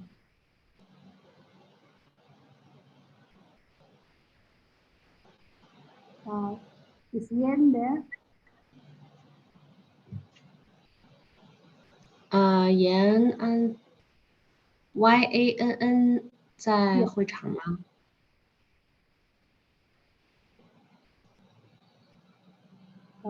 Seems like not there. Okay, then let me ask my student. Chenga, Sherry, what do you think your are you an outsider or an insider? I think I'm an insider, and actually I'm an outsider also. You're insider and outsider. I think I'm both. I'm a both. I think because I'm for my research. I think I'm born in Zhejiang, so Wu opera pillar in the Zhejiang. So I think maybe I'm a insider, but actually I'm not know Wu opera is some detail or repertoire, blah blah. So I'm saying the action I am outsider for the Wu opera. Okay, so you are insider because you are Zhejiang person. Yeah. But you're outsider because you are not involved in the Wu opera. Yeah. Okay, in this sense, I think you are more an outsider. Okay, because like me, if I say I'm Chinese and I study, I'm Chinese, I'm not, and I want to study, let's say, lion dance. Yeah, I'm Chinese, but I'm not an insider too because I don't understand lion dance at all. So I wouldn't be an insider in lion dance. Yeah. Yeah, I think that's. Yeah. So you would more be an outsider because you are not playing in the Wu opera as a musician. Yeah. It's more outsider. Yeah. Unless you are the musician, maybe you are playing the erhu in the Wu opera and you are doing a master's or PhD, then you can consider an insider. Okay. Okay. Thank you, Prof. Okay, let me ask one more person. How about what Jiang Yu wants to answer, is it? Okay, yes, Jiang Yu, are you insider or outsider? I'm insider. I think I'm an insider because I joined the Guzheng ensemble in Malaysia. Okay. And I interview them, and these days we are friends. So I think I do this research is about insider. You are No. insider. Okay, but you don't play together with the team, right? You are not a performer with the group, right? Are you? I performed with them, with them every Sunday evening. Okay, but We that have is the because you are doing participant observation. Are you part of the management team of the group? Like, are you part of like discussing where you want to perform? What is the music you want to perform when we go there? yes. We will have the performing at the September in Malaysia. Yeah, but you are not part of the committee that make the decision, right? Yes. Yeah. Then because the insider is the one that is make the decision what song to play, where to play, how to make the money. That is more to the insider. Yeah. I know this. You know, because you are researching, but you are not making the decision, right, together with them. Oh, no. Yeah. So you are more to the outsider. Yeah. You are looking from outside, but you are doing ethnography lah. What you're doing is you are doing ethnography. So you understand what is going on. But I don't think you're insider to the group. Yeah. Okay. Oh, I know. Well, Insider is if you are the musician in the group. Yeah. I mean musician as you know, the one who control the group. Yeah. Okay, Li Chun looks like he wants to say something. Yes. Okay. Professor, I have a question for the insider or outsider for my research. Because in my point, I think if I join a Chinese orchestra to performance, to live and so on, it is a insider. It is an insider with me. No. If I join the Huayuan performance, No, you are still looking from outside. You join because you want to understand. That is participant observation and ethnography. You're doing field work, but you are not the one who managed the Huayuan. You are not in the organizing committee. You are not the one who decide what music pieces you want to play. Those are insiders. oh, They yeah, know okay. where they want to project their performances. Like this year, how many performances we want to have, where we want to perform, what music we want to perform. That is the insider. You are studying them. You are the outsider trying to understand the people. Okay, so if I join the Huayuan to take part in and to performance with the Huayuan member, so I'm also an outsider because I have because I haven't the common culture, common identity with the Huayuan member. Yeah, it's okay. Yeah, it's all right. Yeah, in some ways, because you are not the organizing member, you are not the one who decide the vision, the aim of the orchestra. You are studying the people. You are studying them by participating in the orchestra. Okay, I have another question. For the insider, because if our the last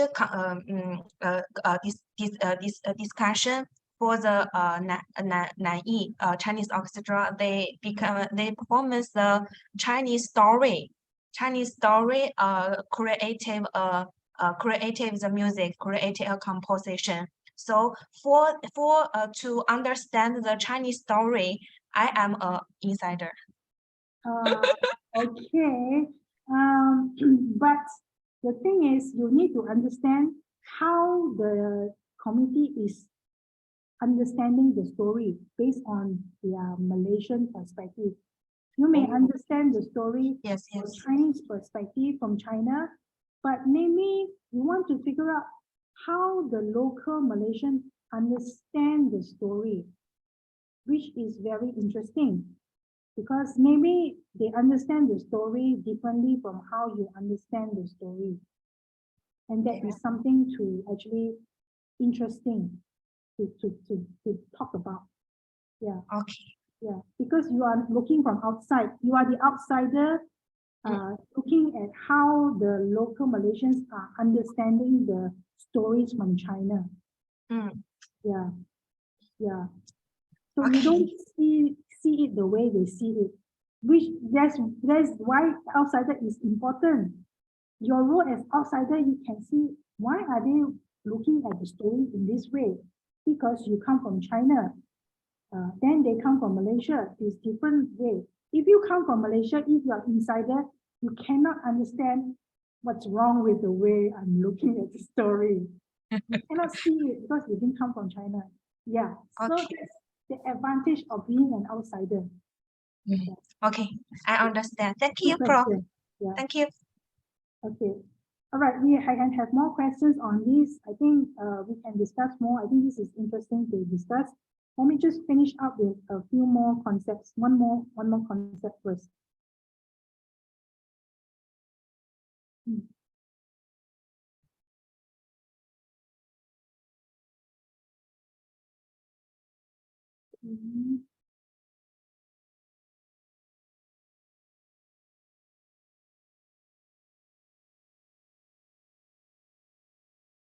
Okay, so we finished at positionality, right? So another thing is gatekeepers. Okay, gatekeepers are very important to you because they will help you to get into the community. Okay, so gatekeepers are sponsors of individuals who smooth access to the group. So they are the intermediaries. They can speak your language and they can speak the language of the people you want to study. So they can bridge the gap and help you get into the group. Okay, because sometimes maybe some things from China, when you come from Malaysia, there's a different way of saying something, different way of that may be misunderstood. So the gatekeepers are very important to help to bridge the gap between you and the research group that you are in. So they are key people who let us in, give us permission and grant access. Okay? They may be official leaders, managers, organizers, or simply busybodies.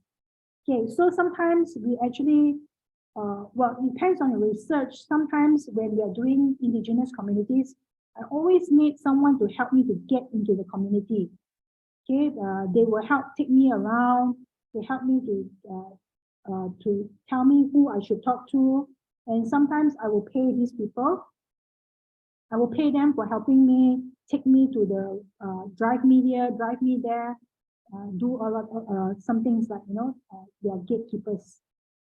Okay.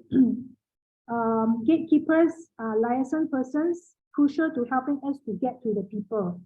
So there must be a person you are always talking to help you to get to the people. Okay, like you're coming from China to Malaysia, you do not know who to contact. So you need a gatekeeper. Okay, so liaison bridges the gap between researcher and desired research community. Okay, by assessing villagers living in remote areas. So some people researching the villages who are very deep in the jungle. So they need a gatekeeper to help to bring them there. Okay, and then help them to talk, communicate with the elders, why we want to do the research, why we are here, what are we doing. So you need a gatekeeper who understand that the community and understand you so that there is a bridge of understanding. Okay, so for some of you studying here, maybe you're lucky you have me and Dr. R as gatekeepers. we are the ones that help to bridge the gap between you and the research community. So kind of we are somewhat your gatekeepers. Yeah, we help to explain to the community, yeah, they are doing their PhD, they are here, they want to study this, what is their reason to study. Yeah, those are your gatekeepers. They are important for you, okay? Okay, of course, you, paying your gatekeepers is different in different. If you are doing a remote community and then you get a gatekeeper who help to bring you and drive you there, of course you need to pay that gatekeeper, okay? Because yeah, so you need to pay, but for you don't need to pay like, okay, like the lecturer and all, you don't need to pay. And then sometimes you also figure out, okay, am I going to pay them money? How much money should I give them? Or, how much is enough for them? So there are all these questions you have when you're doing field work. Or maybe I just give them some food, give some token. But you need to find that out. They may not be happy if they are taking you on a long journey and you don't pay them for the gas or the car. You may need to pay for the car, the gas to take you to the village, So these are gatekeepers. Okay, so now we want to come to the point of participant observation. So this is what most of you need to do in fieldwork. You need to participate. You need to play the music together with the musicians. Okay, at the same time, observe. Okay, you don't just go and sit down and watch. If you're just going to sit down and watch, you will be very bored. Okay, but if you are playing together with the group, then you will find more excitement and you can understand the music better. If you don't play, it's very hard for you to understand the music by just observing. All right, so you need to participate. So participant observation combines participation in the life of people under study with the maintenance of a professional distance. Excuse me, Prof. We cannot see the screen contact. It's a black screen. Okay, black screen. Okay, let me share again.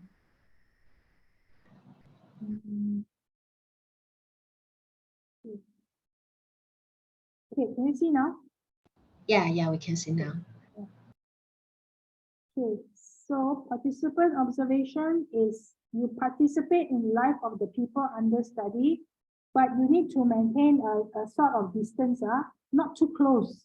Okay, you need to maintain professional distance that allow adequate observation and recording of data. Means you participate in the life, but you still need to maintain some kind of distance from them. Okay, don't get too involved. Okay, for example, let's say there's a performance and then they ask you which piece should we play, which song you think is good to play. Then if you are too much giving your opinion, you change your study. You are actually changing what you want to study because you are participating in the decision that is being made by the orchestra. Yeah, so be careful. Yeah, for now, you are just observing and listening. If you participate in introducing repertoire, giving comments, and changing the whole style of music, then you're changing your entire thesis because you got involved in it. Okay, for now, yeah, maybe some of you better be careful. Don't try not to participate too much. All right, although they may ask you, oh yeah, you're from China. Oh yeah, so can you introduce us to some repertoire? If you introduce them to some repertoire, you'll change your study already. Okay, observation is the main method of ethnography and involves taking part as a member of the community while making mental and then written theoretical observations. Right, you participate, you write down, and then every day you do a journal, okay? Learning through first-hand experience, immersion into cultural practices, and okay, I should take this out, becoming an insider. Okay, yeah. Maybe I should take this away. All right. Okay. Schools of thought. Why is participation observant important? For Malinowski, is in order to gain access and understanding a cultural practice. So you will need to understand the culture from the native point of view. You will need to blend into settings but not to disturb its original setting, right? According to the Chicago School, understanding social interaction between the community involves performing, practicing, and immersing into the practice. Okay, that's that. Difference between being a participant, observer, and observer only. So a participant is a member of the group, joining in activities, sharing experiences and emotions, contributing to debates, and taking part in the interaction. An observer is an outsider watching and listening, not always fully taking part, rarely becoming a pledged member of the community. Ooh. Okay. Okay. Right. Yeah. So this is the difference. Okay. So why is participating important? Okay. So let me give you an example. If you know about traffic in Southeast Asia, especially with a lot of motorbikes and cars, I think I don't know whether there are a lot of motorbikes in China. Maybe not, but when you come to Malaysia, there's a lot of motorbikes. You go to Vietnam, there's a lot of motorbikes, and in Indonesia also. So the traffic can be very chaotic in Southeast Asia as compared to in Europe, that is very structured. Okay. So, but when you come to Southeast Asia or Malaysia, you can't expect to cross the road the way you would cross the road in UK or US. You can't be stopping at waiting for the red light and then you cross, okay? Because we normally cross the road at wherever that is convenient. So, but the motorcyclists and the cars in these countries, they kind of have a rhythm already, a rhythm of how they can communicate with each other on the road. Okay, so in order to understand how traffic works in Southeast Asia, you need to participate now. So you need to be walking and driving a motorcycle and driving the motorcycle the way that you would drive in Southeast Asia. If not, then you cannot understand how there is a communication between the motorcyclist and the car. There's a kind of there's a communication that you need to understand only by participating. Then you know how to cross the road in Malaysia. Yeah, right? Okay, but I think all of us should not be worried when we participate in another culture, because part of our culture will still be with us. We don't really lose our original culture. We can actually change and shift what we call code switching. You know, code switching, like for example, when I'm in Malaysia, I will speak English like a Malaysian Chinese will speak. Okay, but when I go to US, I will speak English the way the Europeans will speak. Okay, I mean the Americans will speak. So I can actually code switch very easily. I can code switch. Okay, so even though we participate in another culture, part of our culture still remains with us. Okay, for example, like I'm talking to you now in more academic English, but sometimes when I talk to my family or my friends, I'm like talking the Malaysian Chinese.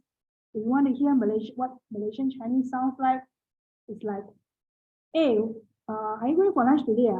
Hey, come lah, come join us. So that's the way I will speak if I'm speaking like Malaysian Chinese in a different setting. But when I'm speaking academic language, I change. And when I'm speaking to another audience, I also change. Okay, so we can actually code switch very easily. Okay, other questions? Okay. Or are you putting the Google attendance form in this year? Okay. No proof. That is a WeChat group for ethnography course. Okay. Okay, I think I'm going to finish here. Why is participant observation important to the performing arts? Right. So let's say you are doing research as a Puk drummer in Pansori. Okay, you want to learn about the drumming rhythm in Pansori, but you really need to play and learn how to play. Then only you can understand the interaction between the singer and the Puk drummer. Okay, let me show you this. Let's say you want to research on. Oh, I don't have that. Oh, okay, I don't have the video. Okay. Then I don't have the video to show you. Okay. Last concept by musicality. What is by musicality? You should include this in your methodology also, okay? So it's a term suggested by Mentalhood having two musical competencies. All right, the musical skill that you are grounded in, the musical skill of the subjects you research. Right, so some of us, maybe we grew up learning piano, violin, but then we want to research on, let's say, a traditional instrument, then we need to learn a little bit, okay, basics of how to play the research instrument. So this is what we call bimusicality, having two musical skills, your Western musical skill plus the musical skill of the research subject that you are studying. So you're conducting bimusicality here. Okay. All right, so I just show you a short video on participant observation. This is my field work, how I was researching the people.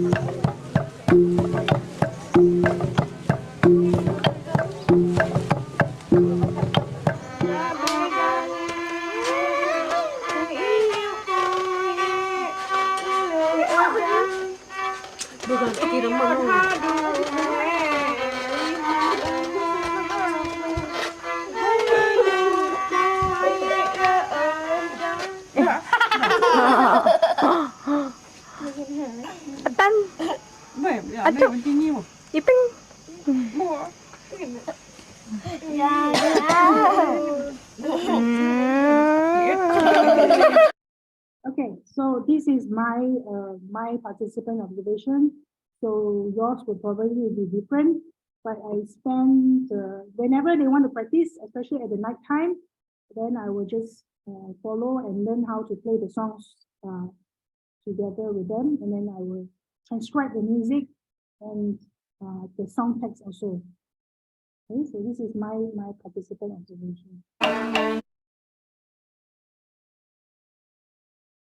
Okay, I think, let me see.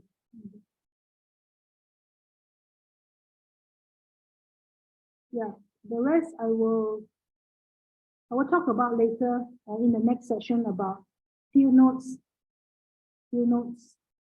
how to document organize all your data, what kind of technology you need to use, interview, or this one will come in the next session, collecting data. Okay, so last but not least, for those who are in Ningxia University, if you're interested in my book, I just published a book on my research among the people. So you see, if you really do in-depth analysis, you can actually come up with a book that is enough material to write a book, but you must be doing a lot of thick ethnography. Then you have enough material to actually come up with a book that is important to the country. So if you want to buy my book, you can scan and buy. The title is Songs of Ecology, Community and Indigenous Values. I researched the Memory of Carey Island, and this is my book, which I published on them. All right, yay, finished with the lecture. Let us go to the Q&A section. So let us talk about the first question, which is, what was the first question? How did the lecture affect, let me find it. How did the lecture provide you a new insight on how you would approach your fieldwork? Okay, so did some of the things I talk about make you think about how you are going to approach your fieldwork?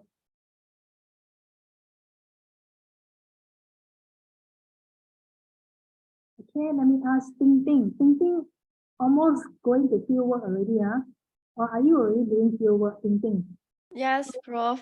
I interviewed some culture barriers, and the next step I want to use participate of observation. Okay, so how are you going to do the participant observation? I want to join the ensemble and go to the village. Live in the village a period time.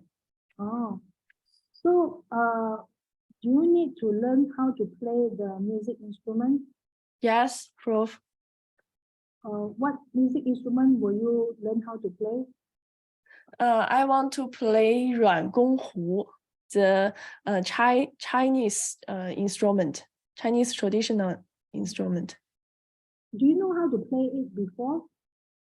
I interviewed the folk artists, but I can't play because it's very difficult. I can play another instrument, but I also want to learn more. So I want to choose another instrument. Okay, so that you can play the simple instrument with the group. Is that? Yes. Yes.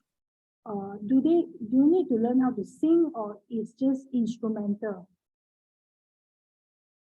Are there songs?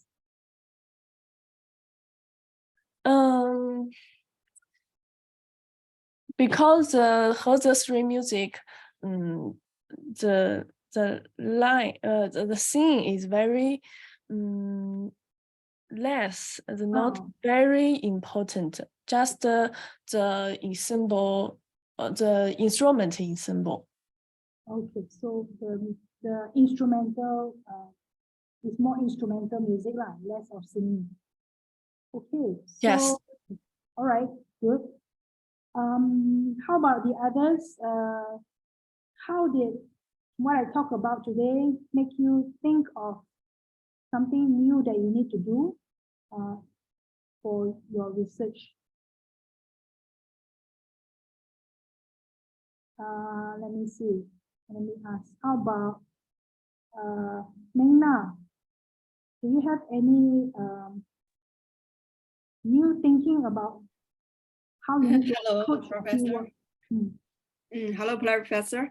I Okay. interview in a temple, of Buddhist temple. In the process of my interviews, I found that there seems to be a big gap between me and my subjects. Yeah. You know, the monks, how to say monks musician or musician monks, musician monks. Because our social status is different and our economic status level is very different. So they have the different understanding of their music skill and musical behaviors. Maybe we think their performance and their musical behaviors is inherited culture, but they think this is their behavior of earn money. They perform performance one times they want to earn some money. Maybe I interview one time I interview them open some money. So I think this behavior made me very confused. Sometimes I think, what are you thinking? What are you talking is real or not real? Another thing is, for example, I think their musical skills performance is not. I don't care the skilled level is high or the low is good or not good, but they want to play like the professional musician in the academic. Then they want to find some teacher of the musical school. This is made me very confused.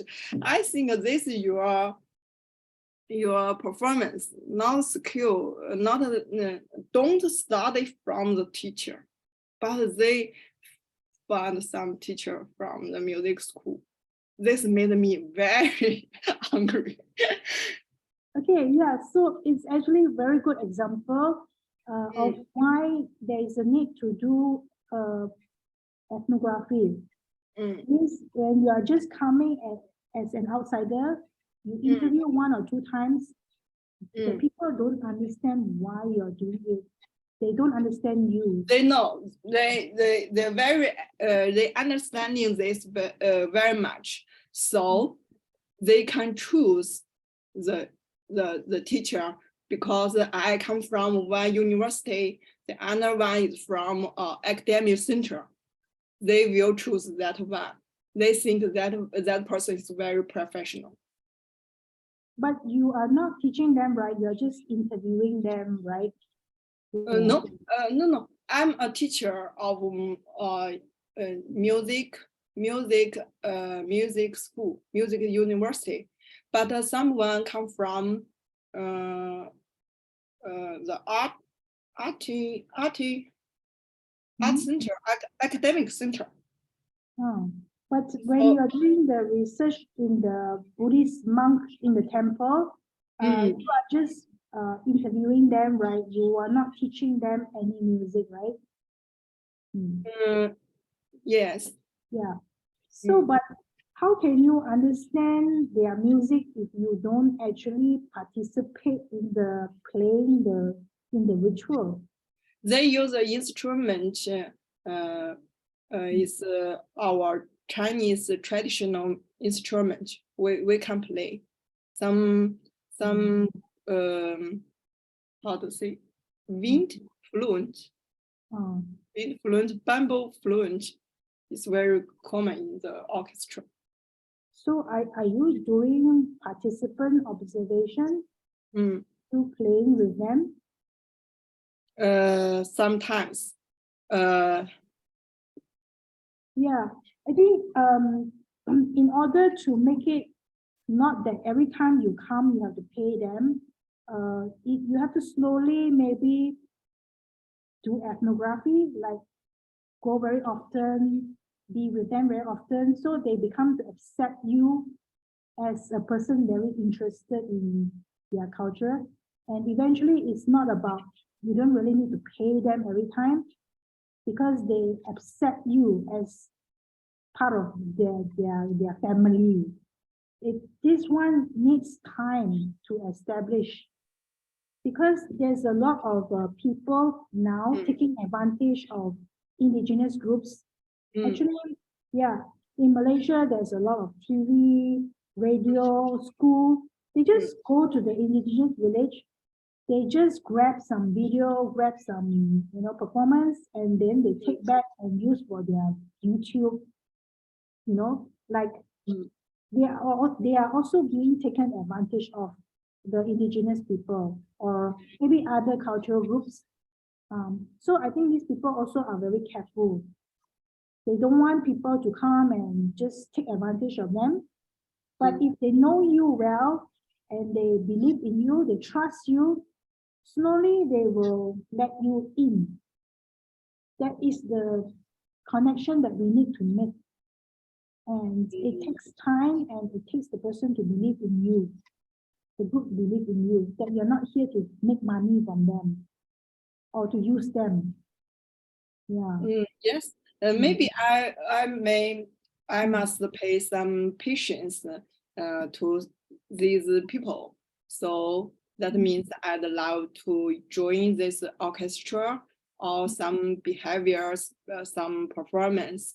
So maybe I must pay some money in the first time or second time. Yeah, it depends. Maybe if you join them and you help them in other events like charity events or temple events, you help to organize, then they may slowly accept you into the group. Then it doesn't make to be every time I have an interview, I have to pay you. That is very Not every time, maybe first time or second time, but the last is no need. No need. But you know, the monks, also the men. I'm a woman, you have so the gender issue it's there. difficult to join this group. Yeah, I think you have the gender issue there. Yes, I must accompany men staff with this field work. Yeah, They don't allow woman, single woman in the orchestra. They allowed 2 person. yeah, it's maybe difficult for you to do participant observation. It may disturb the monks. So we just only focus on the music and music behavior. Maybe if you want to do some participation, you might have to bring male friend with you.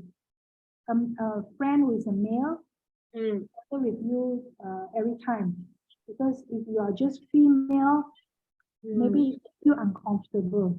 Yeah. Yes. So every time I interview them in the orchestra hall. Yeah.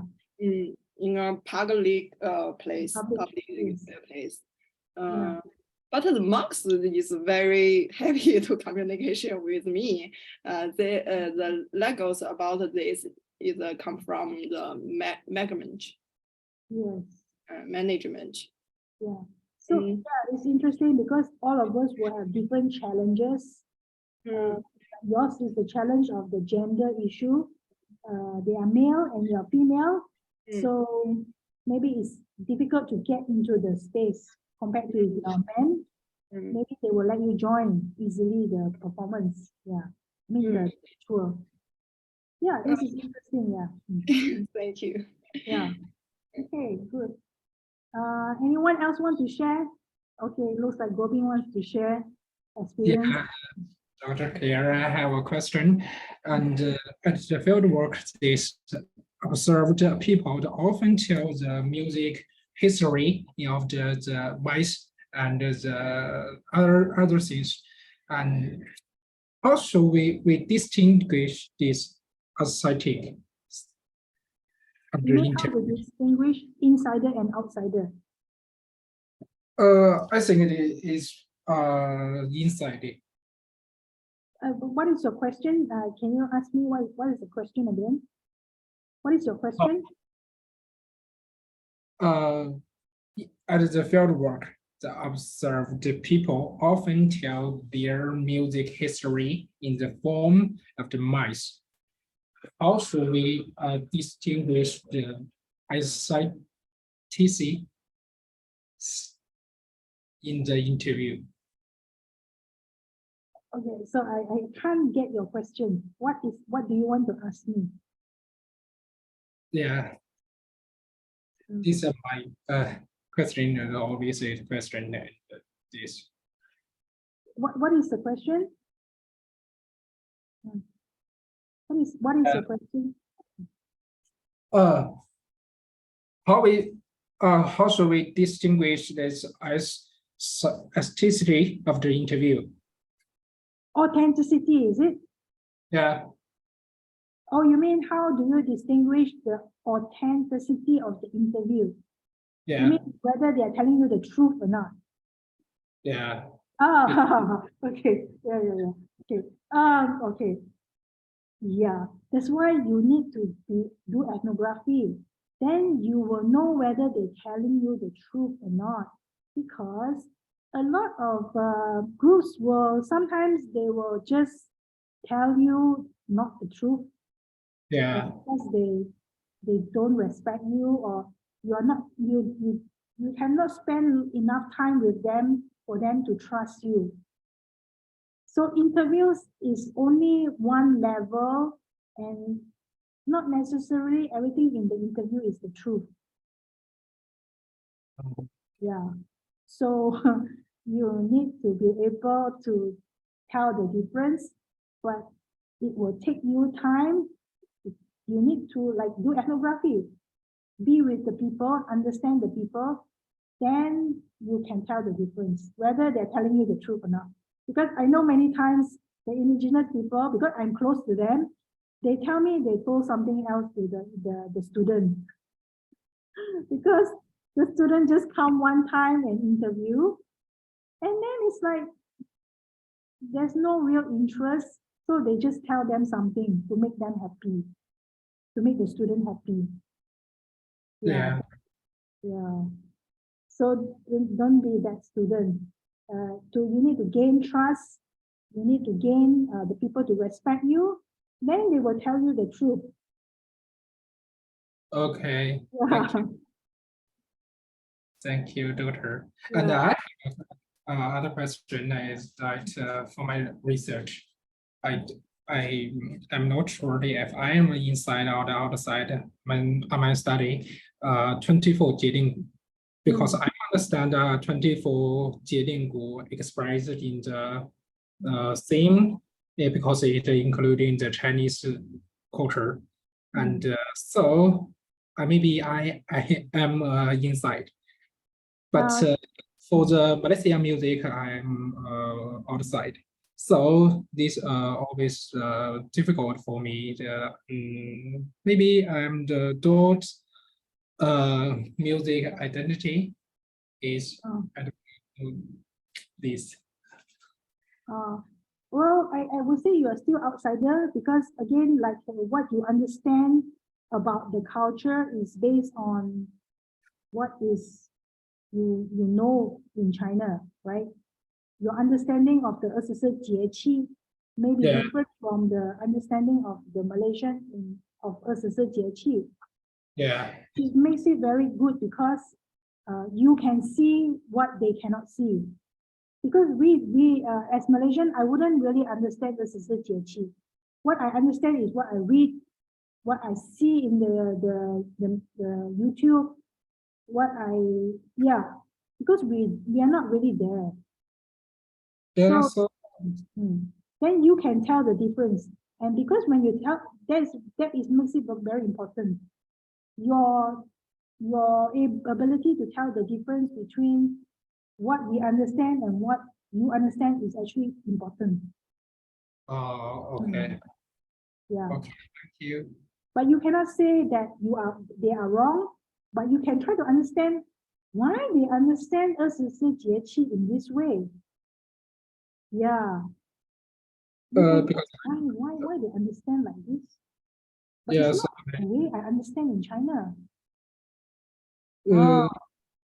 about 24 thing for China is about in the middle China, about the Yellow River area, and this in the southwest China and the east-west China is a little.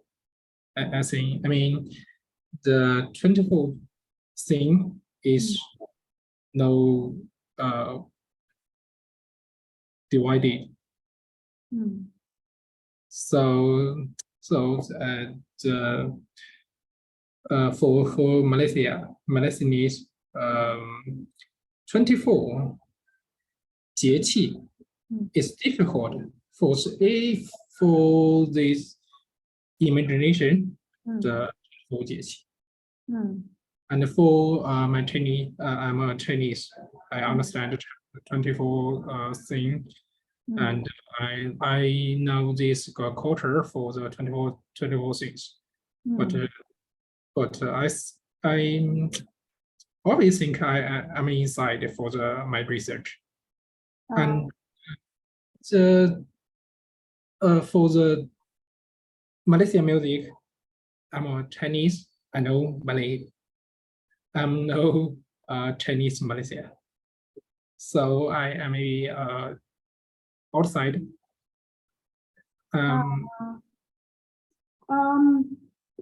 think what they mean by insider is insider to the 24节令谱 performance, not insider to 24节气 knowledge. Maybe you think you're insider to 24节气 knowledge, but insider here means insider to the music, the 24节令谱 music. Yeah. Maybe you're confused with what insider means. Insider means insider to the 24节令谱 in Malaysia. Maybe you're insider because in terms of your knowledge about 24节令谱 in China, 24节气 in China. But you're not insider to 24节令谱 performance in Malaysia. Because you don't understand why they're doing all these things. Okay, thank you, sir. Yeah. Okay, yeah, good questions. I think we clarify a few definitions here today. Okay, so I think we can end the lecture here for today. I hope everyone has, extended thinking about what they learned today, and you can apply to your research in your field work. Okay, be very careful. A lot of times we need to be humble, and a lot of times we need to be very flexible when we are in our research, because every one of us have to learn how to behave differently. For example, sometimes we think, should I pay these people? Should I not? What can I do? Because different situation is different. Okay, if you are in like researching in like a church is different. Researching in court orchestra different. It's all different. We need to figure out how we are going to manage ourselves in field work. So firstly, must be humble, must not be ethnocentric, must be always open to understanding how people are thinking, and try not to participate too much that you will change your field work. Don't give, for example, last time, the Mameri actually asked me how to improve their performance for the tourist performance in a festival. They asked me how can we improve and recreate our performance so that we can be more exciting to the audience. At that time, I cannot do anything, because if I do anything, I will change my research. Okay, but yeah, so be careful of not participating too much until you change the music of the people you are researching. After that, Zhang Yu, after that you introduce so many pieces from China, suddenly your research, they are playing the repertoire that you recommend to them after this. Okay, anyway, thank you very much. Everyone, can we just take a group photo so that I can get attendance for today? Yeah, everyone, can you please open your camera? I want to take a group photo. At least I document the attendance for today.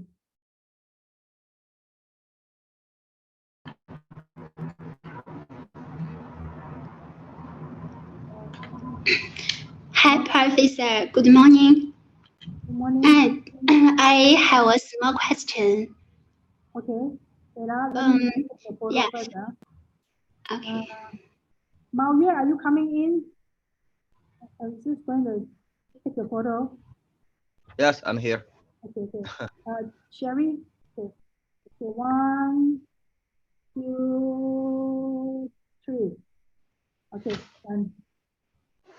All right. So next week, I'm going to talk about applied ethnomusicology. I'm not sure whether I should, but applied ethnomusicology, all right? So see you all next week for 4 more lectures.